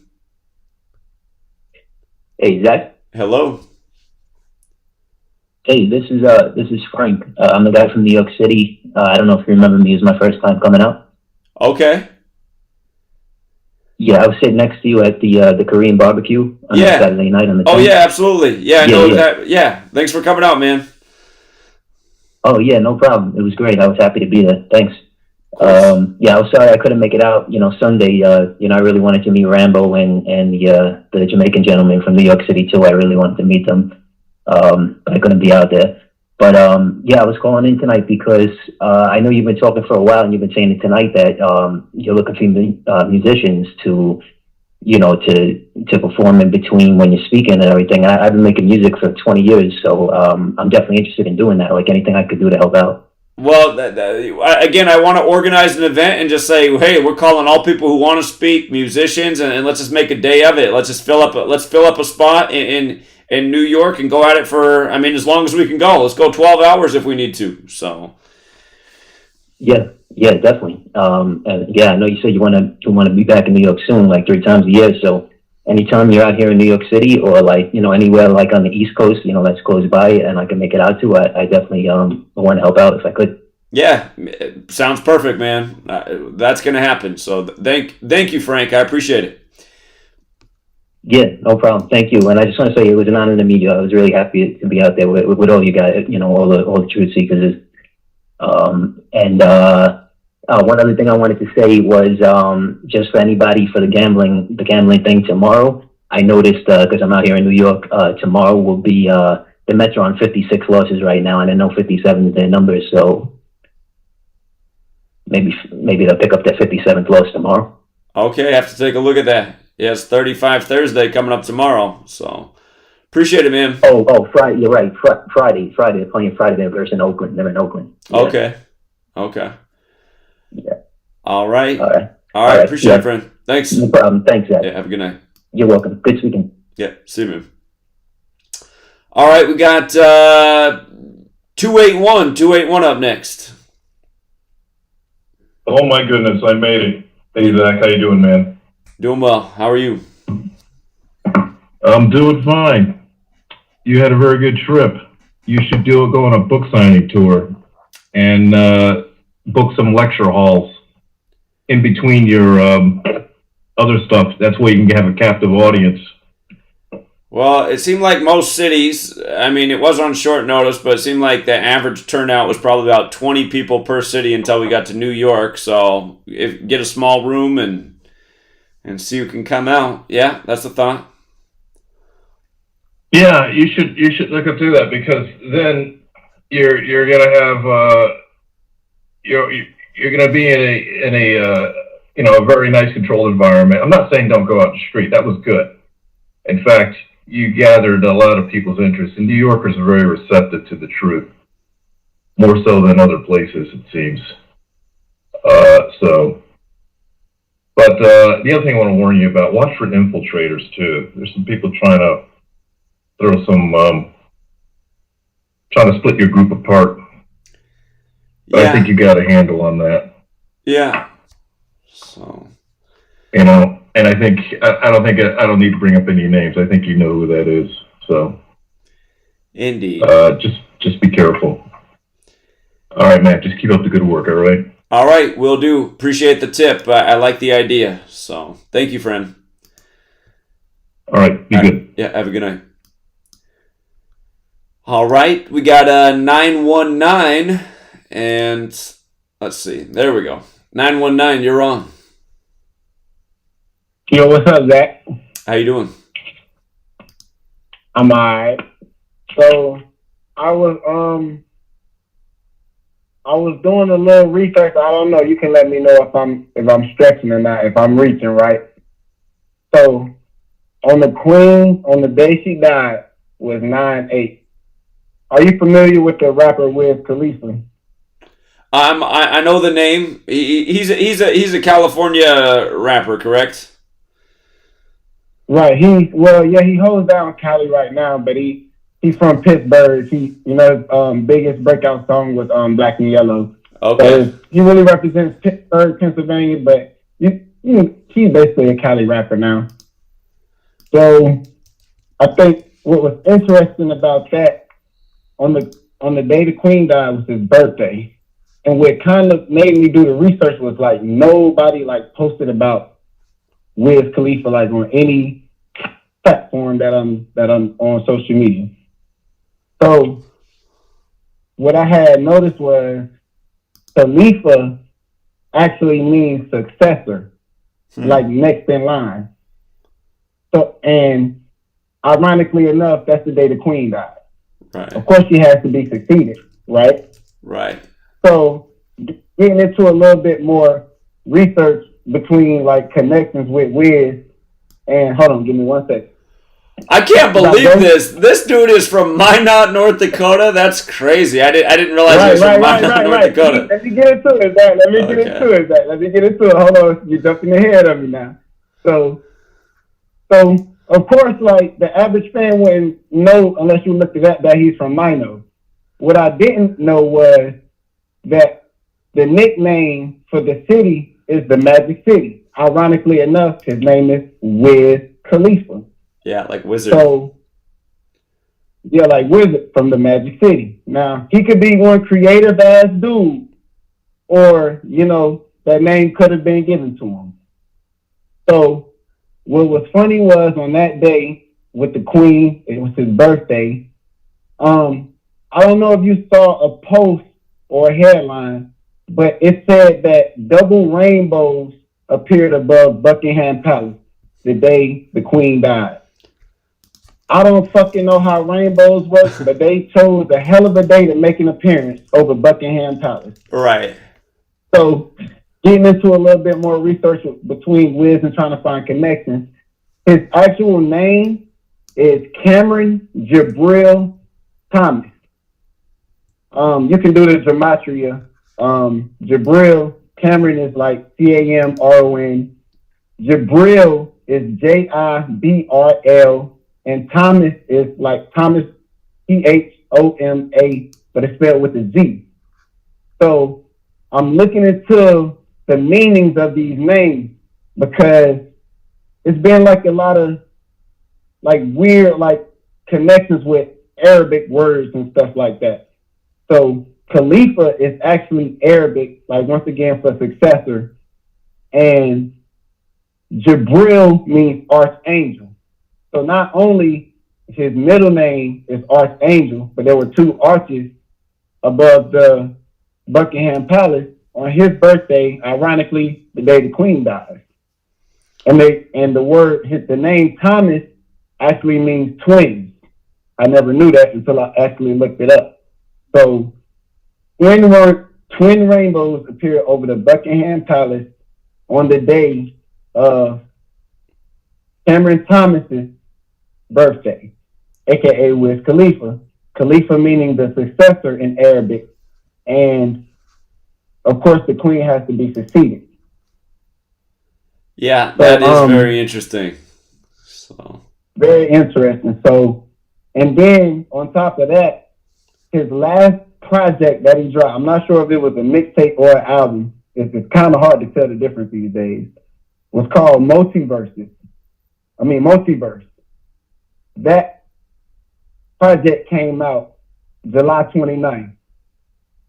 And if you include the day 9/8, that project would have been 42 days old. Huh. Well, Khalifa equals 42. Huh. Okay. So I just think that there was some kind of connection between like the stars, like how you said, the music is related to the sports, related to the mainstream media and politics and all of that. So I noticed another thing about another rapper who made headlines recently was PNB Rock. He died on the day of the 74th Emmy, 74 as rapper. Yeah. And Ironically enough, he died on the day of the anniversary of the Apollo. The Apollo address is 253rd and 125th. You can Google this. PNB rockets from Philly. When you put Philadelphia, Pennsylvania into the calculator, you get 253 and 125. I was still looking up some more details on that, but I'm pretty sure that was synced up. And to close out, on the day of the Emmys, the Succession won Best Drama. Just to throw it in our face. Good research. That's the end of the show, everybody. We'll be back next week.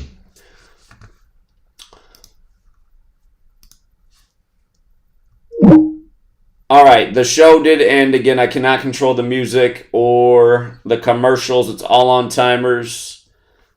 But thank you to everyone who tuned in tonight, who hit the like, who hit the share, who called in.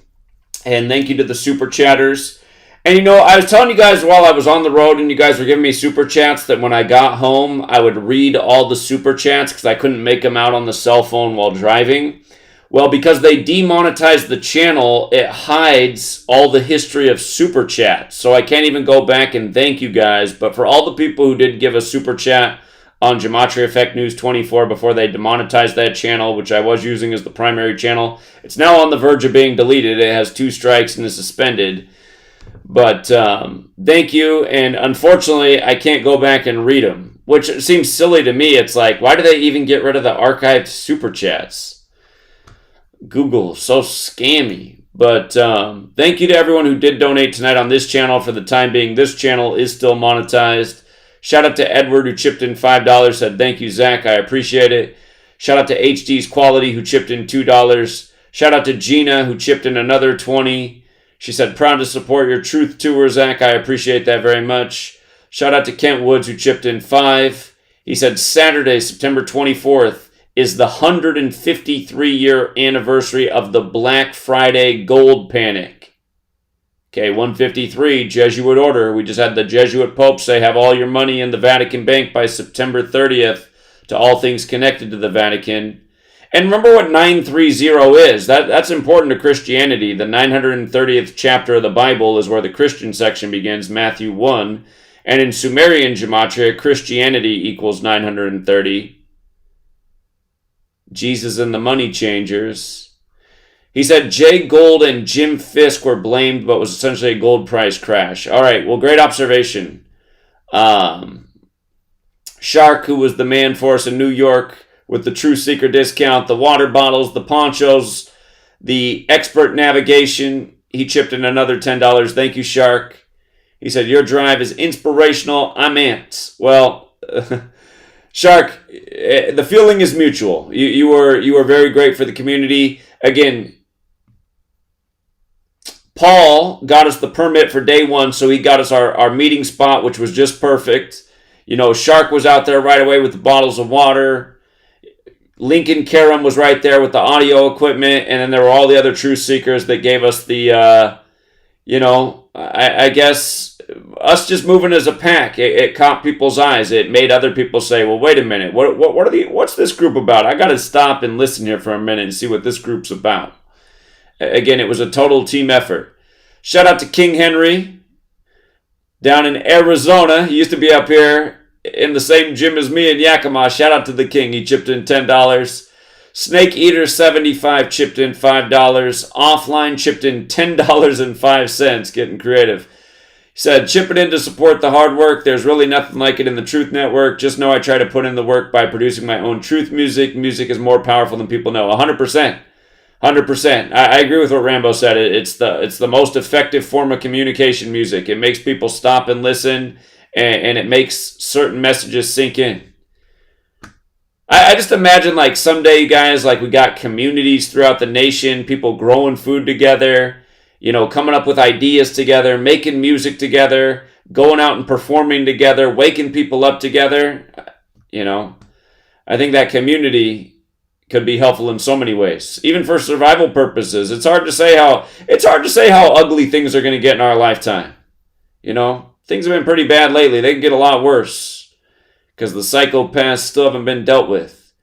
Mr. Scott chipped in $5 and said, keep spreading the word. That's what they hate the most. It's a reason big tech censors us. Indeed. Fizzy Fafax chipped in $5. Thank you very much. James Jones chipped in $10. Said, thank you for spearheading this movement, Zach, for all you do. Much love. I appreciate it. Bamboo Soldier says, thanks for the work. Hope the move goes well. Bless up. So far, I've been donating everything like a machine. And, you know what, though? Again, you guys, I don't know where this came from. This is blowing my mind. A dog bowl with the name Angel on it. I did find this today. Angel does have Gematria 21, the most pure cipher. It is the 21st. You know, shout out to Angel, baby. You know, again, I think she was doing her best, but I didn't mean for it to be so dramatic. I just thought it was like a real thought. Like, take care of your daughter. Don't make your daughter resent you. But, you know, I don't know. It was mostly all good. It was mostly all very good out of New York. There were a couple things that, you know, could have gone better. But, yeah, and I'm not trying to compare Angel Baby to a dog or dog bowl. This is the weirdest thing, you guys. I'm cleaning out the shelves today, and I find a dog bowl with the name Angel on it. I'm just like, what? In the most simple cipher, Angel does equal 39, like May. That's what Sweet Lady goes by. May, like the month. She's been an angel in my life. But yeah, I don't know what to make of this. Like, why is this in my house? Where did this come from? There's never been a dog here named Angel, unless the dog was here while somebody was working on the house. But why would they hide their doggy bowl up on a top shelf? I don't know. I was just like, why? Why is this here? What is the meaning of this? A doggy bowl. Am I supposed to go to the pound and adopt a dog and name it Angel? I'm thinking about what this means. But it's weird. It reminds me of being in the Bothell house where I used to live, and one day I opened the fridge and there was a big bottle of half-eaten capers, and I don't get capers. I was like, where'd this come from? Now it's a dog bowl. Life is strange. DK Stonewood's calling in, but shout out to Bamboo Soldier, Daria, Gary, Itachi. Those were the super chatters tonight. Thank you. And a lot of those people came out to New York. Whoa. Hold on, DK. Let me switch the audio setting real quick so they can hear you good. We got a DK Stonewood call, but I got to make sure our audio settings are good. Let's see. All right. I think we're good to go, DK. How's it going tonight? Are you back in the swing of things? Well, I'm not back in the swing of things because now I'm moving, but things are okay. I don't know if this is something good to ask on the air, really, but I was just wondering, like, how long do those jobs, like, usually last as pharmacists? Do they usually, like, is it like a teacher, like you're going to be teaching at the same school for years, or are they moved around, or how does that normally work? I know they make, like, $40 an hour. Well, so where she's worked, they opened up a new location, and they even though she's new, they see her as really good at her job and just highly reliable. They kind of want her to run this office, and so she's going for it. So she'll probably be there for a long time. Oh, I see. So it's worth moving for that, because I was going to say, is it worth moving for that job? How long, like, is there any kind of guarantee? Yeah, I mean, there's no real guarantees in life. But the thing is, we're actually closer to a major population center there because the Tri-Cities of Washington aren't too far away. And I'm just seeing that the soil there is nice. Because here where I'm in Yakima, it's hard clay. They do grow stuff here in Yakima, but it is better soil there. I think once we get settled down, we're going to get a piece of land and start growing some food like I've been talking about and build it from there. So I think it's all meant to be.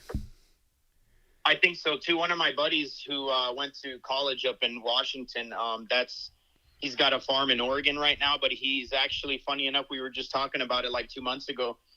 He's like, he was on the phone with me. He's like, yeah, I'm driving through Prosser right now, looking to possibly get some land out here. And then, I haven't really heard it since. And then when you said, yeah, we're looking at moving to Prosser, I'm like, oh, how funny is that? What a coincidence. But he's moving there for like to move his farm there, because it's such good farmland. They for people who don't know, they claim to have the best soil in all of Washington State for growing. And again, it might be true because there's some big name agriculture companies there. So yeah. Here's what I wanted to. Let me read this. This was my message to Richard Quinn on his like kind of like situation and then diatribe afterwards. This was my comment. Hebrew Israelites is a paid-for street-level psyop, just like Black Lives Matter and Antifa. They are put out there to divide. It worked. Again, they sell white-skinned people a fake white Jesus the same way they sell blacks a fake black Jesus. The black Jesus psyop is a more modern one, though. The white one goes way back. Obviously, he was what we consider Arab today. Palestinian would be the closest we have today. The Essenes certainly were not black. Neither were the Egyptians. Some of the slaves the dynastic Egyptians kept, however, were black. I wish I could have been there. That situation never would have happened. I can go back to we had like those freedom rallies and stuff, like right when the lockdown started in 2020, kind of like maybe a couple month into it. And specifically down here in Los Angeles, there's like half of Los Angeles, or maybe like a third or a quarter more, is called Orange County. And it's supposedly a separate county, LA County, Orange County, but it's all conjoined. You would never know you're driving anywhere. And that's where like a lot of the, what you would call like patriots or like more Republican side, like conservative side people were, and they were against it all the whole time. And there was no like people who wanted to go to the mall were going to the mall in Orange County because they didn't have any mask mandates or anything like that. But so there was a big rally down there with Antifa. The Hebrew Israelites were down on the beach, but up on the main street, there was like Antifa on one side and then all the cops and then all the people on the other side. It was obviously, it's totally staged. All these rallies and, you know, things were all staged. And then a lot of people show up that are just good, normal, honest people like you or I or something. You just don't really understand that at the top, it's all staged, like who made the date and all that. And funny enough, on the side of the people, we had like Chuck Liddell and, you know, some like UFC fighters that are from the area. So it was just a total, like, I mean, for anybody videotaping, it's like a perfect, you know, everything's perfectly set up. And I was on my megaphone streaming live. And so was a friend of mine, the Fullerton Informer, also streaming live. And he's like right behind me. So I'm on my megaphone and we're walking up on the same side of the street as Antifa, like from behind them. They're facing another way, and I'm all, so on my megaphone as we're walking up, here's Antifa, you know, a fake group funded by George Soros and the Open Foundation, has nothing to do with anything but being fascist. They're just paid for out here. And then a lot of those Hebrew Israelite things, they'll be down at like Venice Beach and places like that where there's like a lot of foot traffic. And I've talked to those guys before, and I'm like, so who's the hype man here? You know, and they'll be all looking around, like 2 or 3 of them or 4 of them. I'm all, one of you hype men is getting paid like $1,000, $1,500 a day for it's a big event. And then all the rest of you are getting paid $250, $500 to just go, yeah, every time the hype man says something. So that's his Hebrew Israelite psyop. It's an absolute joke. It's something they seem to put out whenever there's a big event. There'll always be a booth or like a little section with the Hebrew Israelites. And I've been noticing this for like 15, 20 years, you know, like, I'm like, why are these guys always out here? You know, and I've talked to them a couple times, honestly, when I was younger. I'm like, so why would you think, you know, this whole thing about them being black? And then, you know, they go on and explain, oh, you know, it talks about, you know, Egypt being the black land. I'm like, no, that actually refers to the black sands of the Nile, which makes a very fertile area to plant. So it's nothing to do with skin color. It's the earth, you know. And then they're just like, oh, and then, you know, they don't get into the white devil stuff unless it's some big show like what you guys ran into in New York, when it's just like, let's just say a regular day, maybe in Times Square or on Venice Beach, and they have their little thing set up. They're a lot more calm. You know, you can actually talk to them for a while, and, you know, I mean, it's still a psyop regardless, but they really act up on the big shows like a 9/11 or something like that. And then as far as like the angel baby thing, I think what happened is like she's maybe slightly overzealous. She wants to be at everything, which is great. I mean, we need people like that. The only unfortunate thing is she should be somebody else who doesn't have as many responsibilities, and that does kind of suck. Like if you're dragging, like, you know, you have to take care of your child, and then you have to drag them around, and they're not really into it. So I can see how that can be like kind of a, you know, bringing everything down. Maybe she should just pick and choose more. Like, although she, you know, she came out strong like an all-star, but maybe she should, you know, kind of like just take a little bit of a, you know, more of a time-oriented approach when she has the time, rather than just like has to be at everything. You know, some of us that are single, it's a lot easier than, you know, bringing your whole family out there or whatever you got to do. But anyway, that's all I'll say on that. I'll wait for your response on that after. Let me ask a couple questions. You've talked about Manly P. Hall and what he says about Saturn, right? Inside the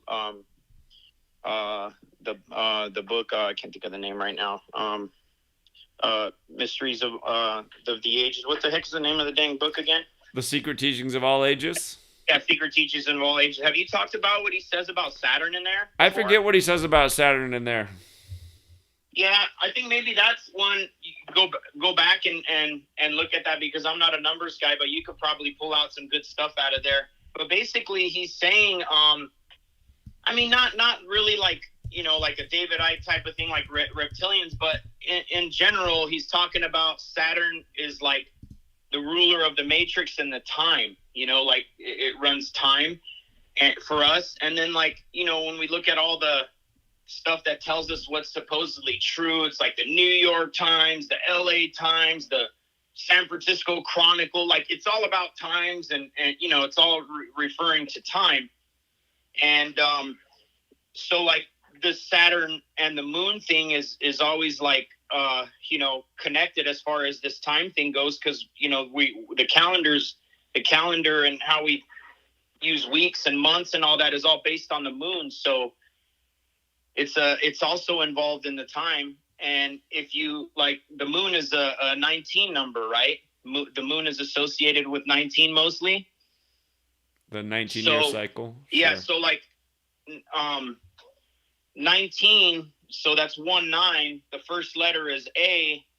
The ninth letter is I. So like the moon is AI, which is what, you know, kind of like Manly P. Hall, and not specifically, but from what a lot of authors have talked about this, like, you know, Saturn moon matrix, how, you know, it's a time loop we're stuck in. It's kind of like an artificial holographic matrix, very similar to the one on the Starship Enterprise. And then they could just like Groundhog Day us, and we have no memory of it. Just keep recycling the time, so you're living the thing like over and over, but you just don't know it. And then you get like deja vus and all this. You're like, wait, what's going on here? It's very similar to like a Truman Show, but instead of it just being like one show, they keep rewinding the time on him to do it again and again, but he doesn't know it. And then you can throw in other psyops as well, like Mandela effect and things like that within it. And people are like, wait a minute, is this legitimate? Wait, what's going on? So I was just thinking maybe, you know, having a specialist like you look back over that Saturn part and maybe come up with some numbers out of it. Because I'm just reading it, you know, I just use like what I know and like kind of common sense to decipher it. But I would be interested in a more like detailed description of that part of what he talks about. Sure.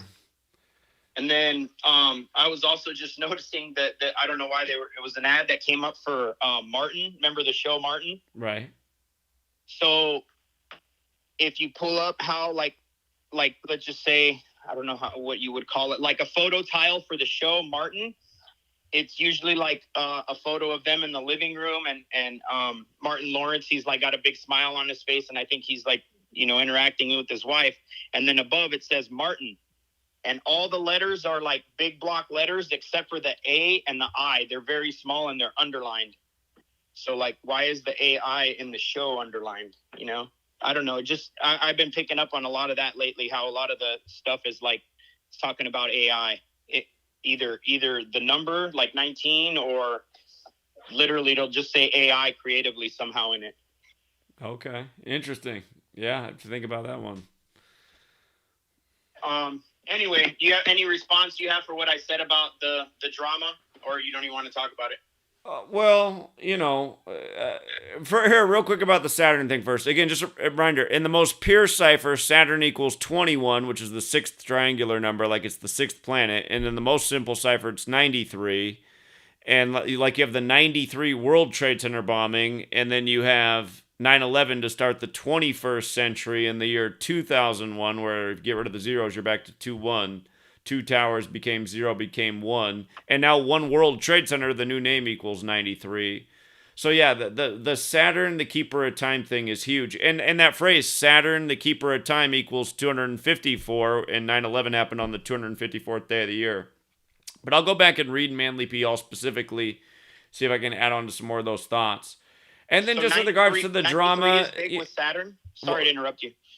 Go ahead. What is it? 93 is Saturn, and it's also the sun, right? 93 million miles. Right, exactly. I've made that point a lot of times over the last 10 years because, again, just the two things related at the time, the sun and Saturn. So. Okay, yeah, that's for sure, because they always talk about, like, I mean, obviously it's a psyop. They say Saturn used to be the sun. Obviously the planets didn't get jumbled around, but, in a way, the sun is supposed to be controlling our time, like, I mean, we're on solar and lunar calendars, right? But, but they got Saturn as the keeper of time because it's allegedly where the dark entities have their, like, home base or whatever. So instead of having, like, our real sun, we have a artificial fake sun timekeeper that is Saturn, or actually the rings, but yeah, okay, that'll be cool. I'll wait for that, for you to come back with some more detailed stuff if you find anything on that part. Yeah, I'll look into that more. It's a huge number with the history of Israel is 93. But yeah, just about the drama stuff, it's just some people are more prone to drama, and Richard over the years has had a lot of drama in the community, and there, it's just. I know that the guy means well, but he's got a short temper and he's a hothead. And there were three incidents that none of them should have happened, and it's just like he's not paying attention. And I know Richard means well, but it's like he's not really ever paying attention. Almost any time he calls in, he's like a broken record. It's like we're talking about a certain event. He's like, we don't really need to do all this gematria and talk about this because we'll just talk about Flight 77 and the Super Bowl 50, 51, 52. I mean, he's just stuck right there with like the 5 things he knows. And it's like, yeah, that's all good, Rich. But again, people are interested in other things too. The thing was, he had kind of a blow up with people in Buffalo that didn't need to happen. We were trying to beat a racial bridge that I knew existed in Buffalo, and then Rich came in and got kind of angry because a guy made a remark about race. It's like, Rich, how are you going to come over here and get mad when they say something about race when we already knew that's what was going on? That's what we're trying to overcome. And then the same thing happened with the Hebrew Israelites. And again, I mean, I've asked Rich many times over the years to just move on because he's just done some stuff that's been really bad. Like he tried to sabotage the Free to Find Truth website at the beginning. And, I mean, I've given the guy a lot of chances, and I do know he means well, but ultimately, I mean, the reality is he's never going to help the movement. He's never going to be more helpful than negative. He's always been someone who's driven people away. I can't tell you how many thousand emails I've gotten, people complaining about Rich and him, because, I mean, he's gotten better over the years. He used to just spend the time spamming the chat, talking trash to everybody about how he's the number one supporter. And again, there was another moment where we were having a nice conversation as a group in Buffalo, and he happened to have the camera at that time, and he didn't like the conversation, and he stormed off, and you could see him ranting in a distance in the camera, and he's like, we're missing the conversation over here we're having, because he doesn't want to hear about the organic side of Gematria. Again, at the end of the day for Rich, it's all about Rich, if you actually just like look at the behavior of Rich. And that's why anytime Rich gets mad at me, he'll go online and spam a million things about how I'm a shill and a bitch. And it's like, see, it's really just about Rich. And that's why I've asked him many times over many years for longer than you've been here to just move on and go away. And I hope this time he actually does. Because at the end of the day, again, he's cancerous to the community. So, and then Angel Baby, again, I mean, she's got a parent. she created a scene in Austin. It wasn't good in New York. So, you know, I mean, if we lose some people along the way, it's okay, because we want people that actually help the group out more. And Angel Baby, I don't know. I was getting a lot of complaints about Angel Baby too along the way. And of course, you know, Trey, who's valuable. Trey said, Zach, be careful, man. I'm pretty sure she set me up in Austin. It didn't look good. It didn't feel right. So anyway, you know, I think it's okay to cut ties with certain people and say, I appreciate what you did, but ultimately you're not helpful. So that's where it is for me. I understand that. And to end on a more positive note, what Jeff Young was saying about, you know, Venice Beach or whatever, that's my stomping ground on a regular basis. So yeah, there's a lot of foot traffic there. It's kind of the reason I hang out there. There's a lot of ladies not wearing too much there. So yeah, that's definitely a good one. What I wanted to ask is, like, okay, so you have like musical talent with you. Do you use the musical talent as entertainment so people would just, like, you know, be more interested, so it won't be just people on the mic spitting stuff? Or do you actually make stuff like, you know, like where you're going to be singing a song that's like, you know, some type of disclosure, you know, what were you thinking? Well, I would think that the musicians who would come out, like the people in the community, they have a message that resonates with the work. So, like having Jeff just play solo guitar, I think would draw people, but like to actually, and then maybe him say something afterwards, but to like sing a song, like with that, I mean, maybe I'm just so unskilled and not a musician, but that seems like it would take a lot more time to compose a song and, you know, have it make any sense to where you could play it in front of people and it would be cool, you know? Yeah. It kind of reminds me of I don't know if you saw the English dude that had that song that was, he was basically saying "fuck the Queen" and all that. You remember that the English guy that was making the rounds on the internet for a while? I don't know if I knew about that. I'll try to find it. Yeah, he would just go out in public squares and start singing all kinds of like truth. But he was actually composing a song, and it was very simple and it had a catchy chorus. But you know, people were just gather around him and laugh, and then it made the rounds on the internet. Like, it went viral. I was getting it from people were sending it to me from all angles. Plus, I was seeing it on other people's channels. So yeah, I think that could definitely be good. Some entertainment.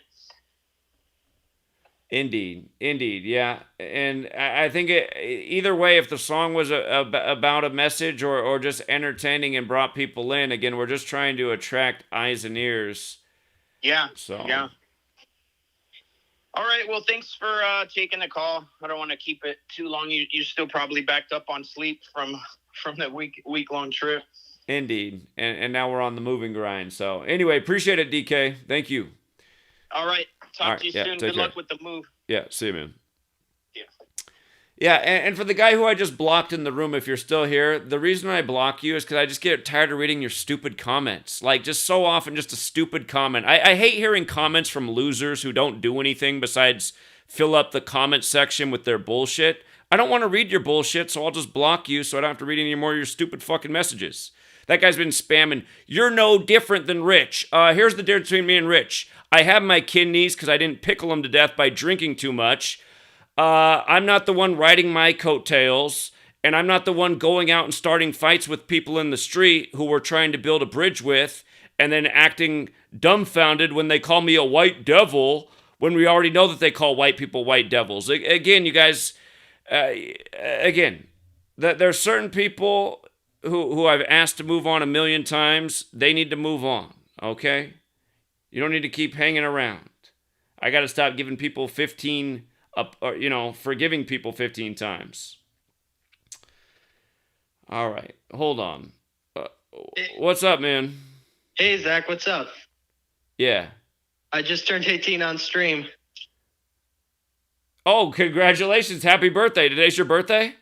Yeah. Happy birthday. You're officially an adult. 18, the meaning of life. All right, how about that? Yeah, thanks, man. Yeah, I just did a live stream. I can help you create a new YouTube channel. So I can help you like get a VPN and stuff. It's pretty easy, but yeah, if I just kind of wanted to promote my Odyssey, because I opened an Odyssey. I'm going to be doing some videos on there that I can't do on YouTube. But yeah, I just did a stream. If people could watch it, that would be cool. It's called Google censorship, and I basically talked about big tech and basically like alternatives that you can use and like why we shouldn't be using big tech, and like that the alternatives are better, than using Google or Apple or all these other companies. But I also wanted to ask, are you going to be doing I know it's probably not going to be now, but are you going to be doing the protest at Google? That's definitely going to happen, yes. Okay, cool. Is it going to be before 9/11 next year? Definitely way before that. Okay, awesome. Because I'm going to be there. I saw 9/11, and you didn't end up going to Atlanta. I was going to go, but when I saw 9/11, I know that I have to be at the next one. So I'm definitely going to go next time. I'm going to get a plane ticket. I'm going to be there because there's a lot of stuff I wanted to say on the mic too. But yeah, I'd like to see you there. I'd like to see you at Google headquarters. I think I definitely need to go there. Yeah, when I get my new speaker microphone set up, I think it's going to debut at Big Tech. We'll see how loud it is. That would be awesome. That would be awesome. Yeah. That's maybe I can bring. Well, I don't know if I can bring it on the plane, but I think I have an extra PA system that I can bring, and I have a microphone and stuff. So if you don't have one, then maybe I can try and bring one.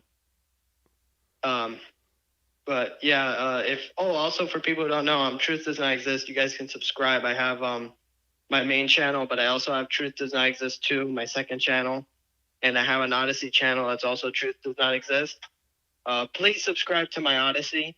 I don't have a lot of subs there. I only have like 6 people on there, and I'm gonna be uploading a lot of stuff, not just my content. Also, I wanted to tell you, Zach, it would be cool if you could. I think if you upload stuff as Creative Commons on YouTube, then people can just download it.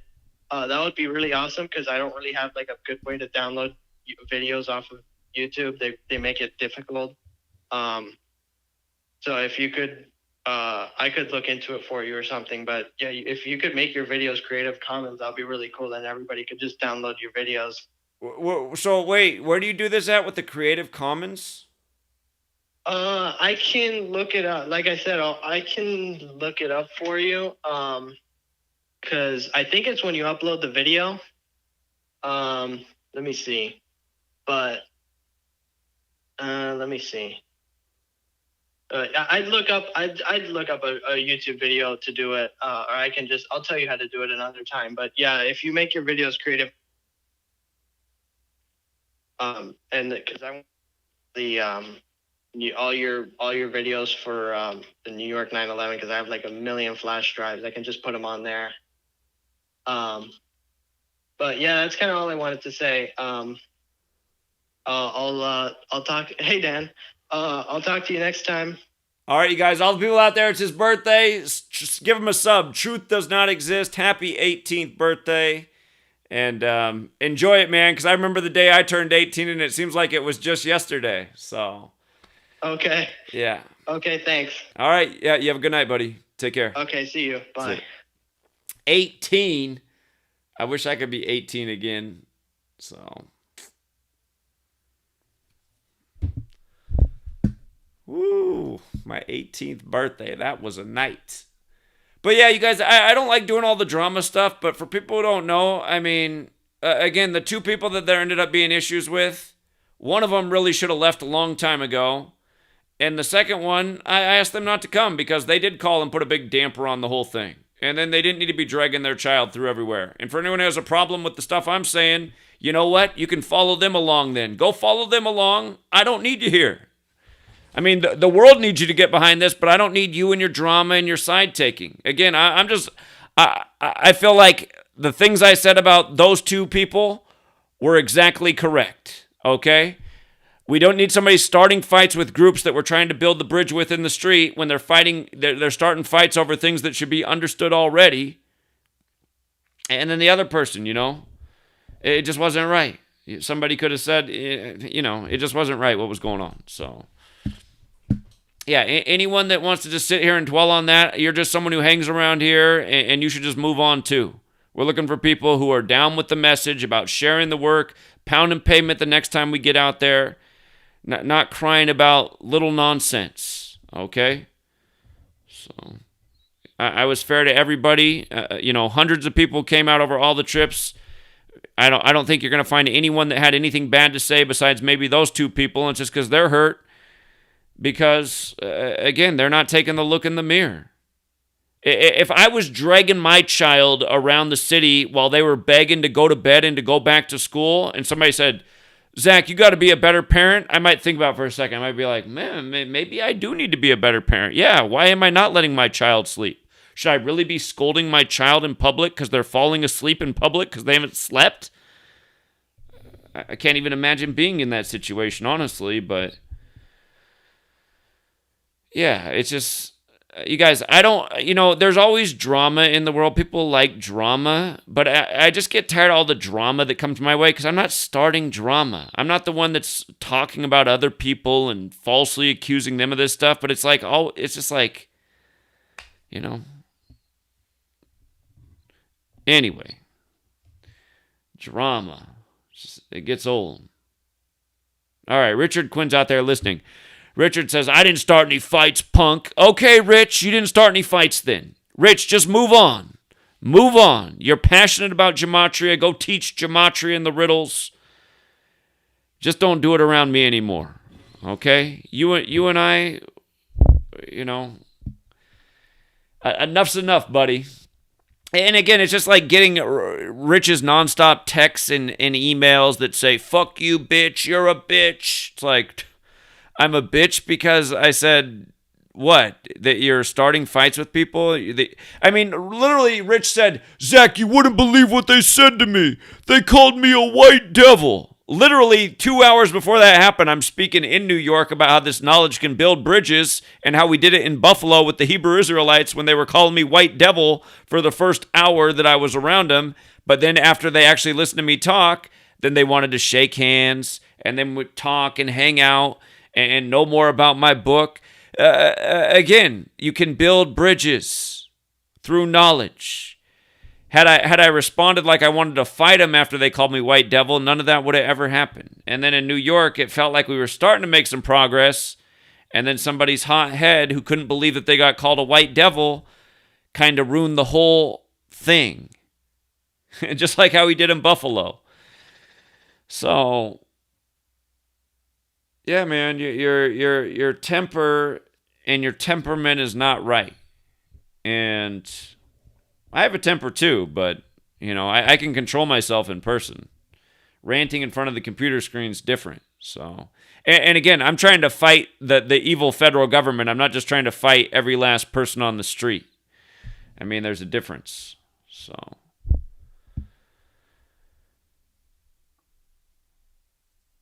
yeah. And again, airing this stuff out, as Bamboo Soldier said in the chat, if you air this stuff out, then you'll know what to expect next time you're around me. I'm pretty easygoing, It's just... Hold on. Birthday Boy wants to call him one more time, and then I think we'll wrap this thing up. What's up, Birthday Boy? Hey, a couple of things. Oh, wait. Is this somebody else? Hello? No. No, it's me. It's just breaking up. I just wanted to say to Richie or anybody else, or Richard, if you get angry or something, and you're gonna sabotage something, it's okay to just walk away. If he can't handle it, honestly, I think that's fine. Just don't let it out and ruin something. Just walk away, and that's it. If you can't handle being called a white devil or whatever, and that's fine. Some people have a short temper and whatever, but just walk away and that's it. Then you don't ruin anything. Cool yourself off and that's it. You don't have to be destructive, Yeah. You don't have to. And Rich, since you're out there listening, also pull your head out of your ass. Because again, you guys, I'm going to call him out for this. For Jeremy's birthday, Rich was so excited to drink, and I was like, should you be drinking, man? You don't have your kidneys. And he's like, oh, it's fine. The nurse told me it's just about the fluid intake, and there's no difference between water and alcohol or anything else. And I said, that can't be true, Rich. I mean, alcohol kills your organs. Water doesn't. Water sustains us. And he's like, no, the nurse told me it's okay to drink. The nurse doesn't give a fuck about you, and she went to the same bullshit school where she told you it's good for you to go out and get your cooties jabs too. Again, these people in hospitals don't know anything about health. There's no way alcohol's as good for your body as drinking water is. And again, Rich, I mean, if you want to live, seriously, man, probably smoke less and definitely don't drink, because you're already on borrowed time, dude. I mean, I don't wish death upon you, but I'm serious. If you want to help out with the work, go help out with the work. You just don't have to do it around me anymore, because we've proven we don't get along. So, well, that's true with the doctors. I know people, like family, that I knew that she went to the doctor, like she was having fatigue, like out of nowhere. She was like really tired. And you know what the doctor said? He just told her to start drinking more coffee. That was his solution. Yeah, exactly. What I wanted to say was, if you could watch the video, that new video I made, I put in some information for you, for a lot of other people too. You could watch it like in the background while you're working. You don't really have to like watch it, you know, because it's like stuff talking, and I showed some videos. Like I showed stuff about Apple, like just, you know, a lot of stuff that they've done as a corporation that I think is kind of good to show people. A lot of people don't really know a lot of stuff about Apple. It was like a 20-minute video, you know, like just saying like about them as a corporation. They're really shitty, and even the products that they make are really shitty compared to other companies. Except, of course, like only like they rival like the cheapest corporations with their failing hardware. I have a lot of broken Apple stuff that I found in the trash, but yeah, I just wanted to say that. And yeah, I mean, if you guys get angry, you know, just, you know, it's okay to walk away, or it's okay to cool yourself off. It's not, you know, nobody's gonna look down on you for that. You know, it's the more mature thing to do. Indeed. Listen to the grown-up 18-year-old here. Hey, brother, you enjoy that birthday, and again, appreciate you calling in on your birthday, and I hope you have an excellent day, and I hope 18's a very great year for you. So. Okay, thanks. All right, appreciate it, man. I appreciate that. Yeah. I hope you have a good move too. Are you going to Kennewick? Because from what I heard that you were saying, it sounds like you're going to Kennewick. No, I'm not going that far east. That's the Tri-Cities, but we'll be close to there. So. Okay, yeah, because I think I might go there, but I've wanted to be there for a while. But yeah, thanks, man. I appreciate it. I hope that you have a good move. I hope it's quick and painless. All right, yeah.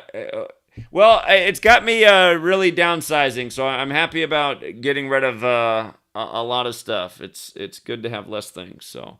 Yeah, I went through moving like 9 months ago now, or 10 months ago. It was a fucking nightmare. It was the worst. I'm glad that it's over. I'm still recovering. Indeed. All right, buddy. You have a good night. Happy birthday. Okay. You too. All right, take care. Bye, man. See ya.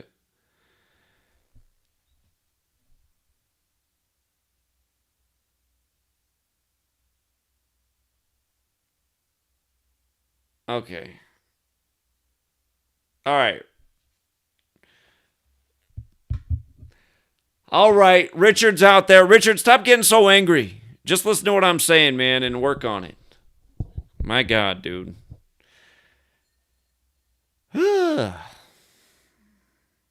Anyway, we'll leave it there, you guys. Thank you to everyone who supports the work, and yeah, some of you guys have subscribed to the Patreon too since I got back. I appreciate that. So it's a little bit better than it was last month. I was hoping there'd be a lot of people that were on the fence about supporting the work who'd come out of the woodwork and support. And I could say, see, this is why we got to get out. It brings in people. It brings in resources. It helps build the movement. And it should be doing what we've done this year. It's amazing that we've gone down this year with all the pavement pounding, Oklahoma City, Buffalo, New York City, all the cities we hit in between. It's gone down significantly over the course of this year, but maybe it's just because this year is tough times and people are having to save that $1 or $2, or some people pledge $5. Thank you to those who do. But yeah, again, I appreciate everyone who supports the work. it does take resources to make things happen. And if we can climb our resources a lot, I really would like to get a spot where we got the whole location reserved for the day. We got some kind of stage with nice speakers set up so it's really big and loud. They can be heard for blocks. And we got speakers and musicians. I see that as an event in New York that could really leave a lasting impression on the city, kind of like a Truth Seeker concert. And it might take a pretty penny to invest in, but again, we got to tip some dominoes and make things. We got to change the course that humanity's on. There are certain dominoes that have been pushed over, and it's not good for us. The direction we're going, we got to stop that and change the direction of things. Get a society that's more in tune with reality, thinking, questioning the always lying authority. We got to make this stuff happen. So I feel like we planted a really good seed with this last trip, but we do it a few more times a year, every year, bigger and better each time. We might just change the world yet. So that is the goal. For all of you guys who think the world can't be changed, remember, it wasn't always this way. The way it is now, it wasn't always this way. It's this way right now because certain people have had their influence and not enough people. It's kind of weird how many people see what's wrong with government and media, yet I don't know. We have to figure out how to work as a collective and again, change our reality, because they're pushing us in a very dangerous direction. Just the way how they can tilt the market and just take everyone's savings overnight. It's happening. My dad right now, who wanted to retire when he turns 70 in April, he's thinking that, maybe he can't retire. He might have to keep working because his retirement's going away right now as the market goes down. It's him and a lot of the other baby boomer generation. They're all in the same bucket. And ultimately, at the end of the day, man, if we all had community and food, we wouldn't really need anything else. If you can feed yourself and you got a roof over your head and you got people that look out for you, I mean, that's really all you need at the end of the day. You don't even need any money. In this world, I mean, you need money to pay taxes and stuff. But God, like I said, had we taken over Detroit and rebuilt Detroit and made Detroit a big community, we could say, sorry, big brother, we're not paying any taxes. You abandoned this city. You destroyed this city with your policies and your outsourcing of jobs. We came back here and made it a home. And now it's not a crime center. Now it's just a place where people live and have quality of life and have food and some culture. So, again, you guys, enough people start moving together, you can overcome the government's tyranny, just like how we were moving as a pack in New York, not even paying for the subway, truth seeker discount through the emergency exit every time, as the authorities just stood by and did nothing about it. They didn't want to mess with that big of a group. 2-3 cops aren't going to do anything about, 50, 60 people who just went through the emergency exit. How are you going to pick out who, So everybody starts moving as a pack with a righteous effort, with a little bit of dissidence. That's what it needs to be. That's what it needs to be. We're done with you, big brother. So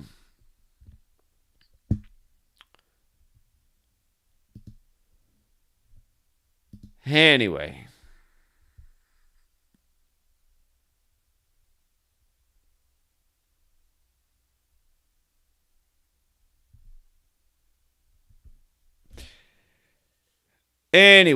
All right, Rich. Take care of yourself, buddy, and keep spreading the work. But seriously, man, we just don't need to work together. The fact that you don't understand where I'm coming from is exactly why we don't need to work together. All right, guys. Less drama. Thank you again for tuning in, and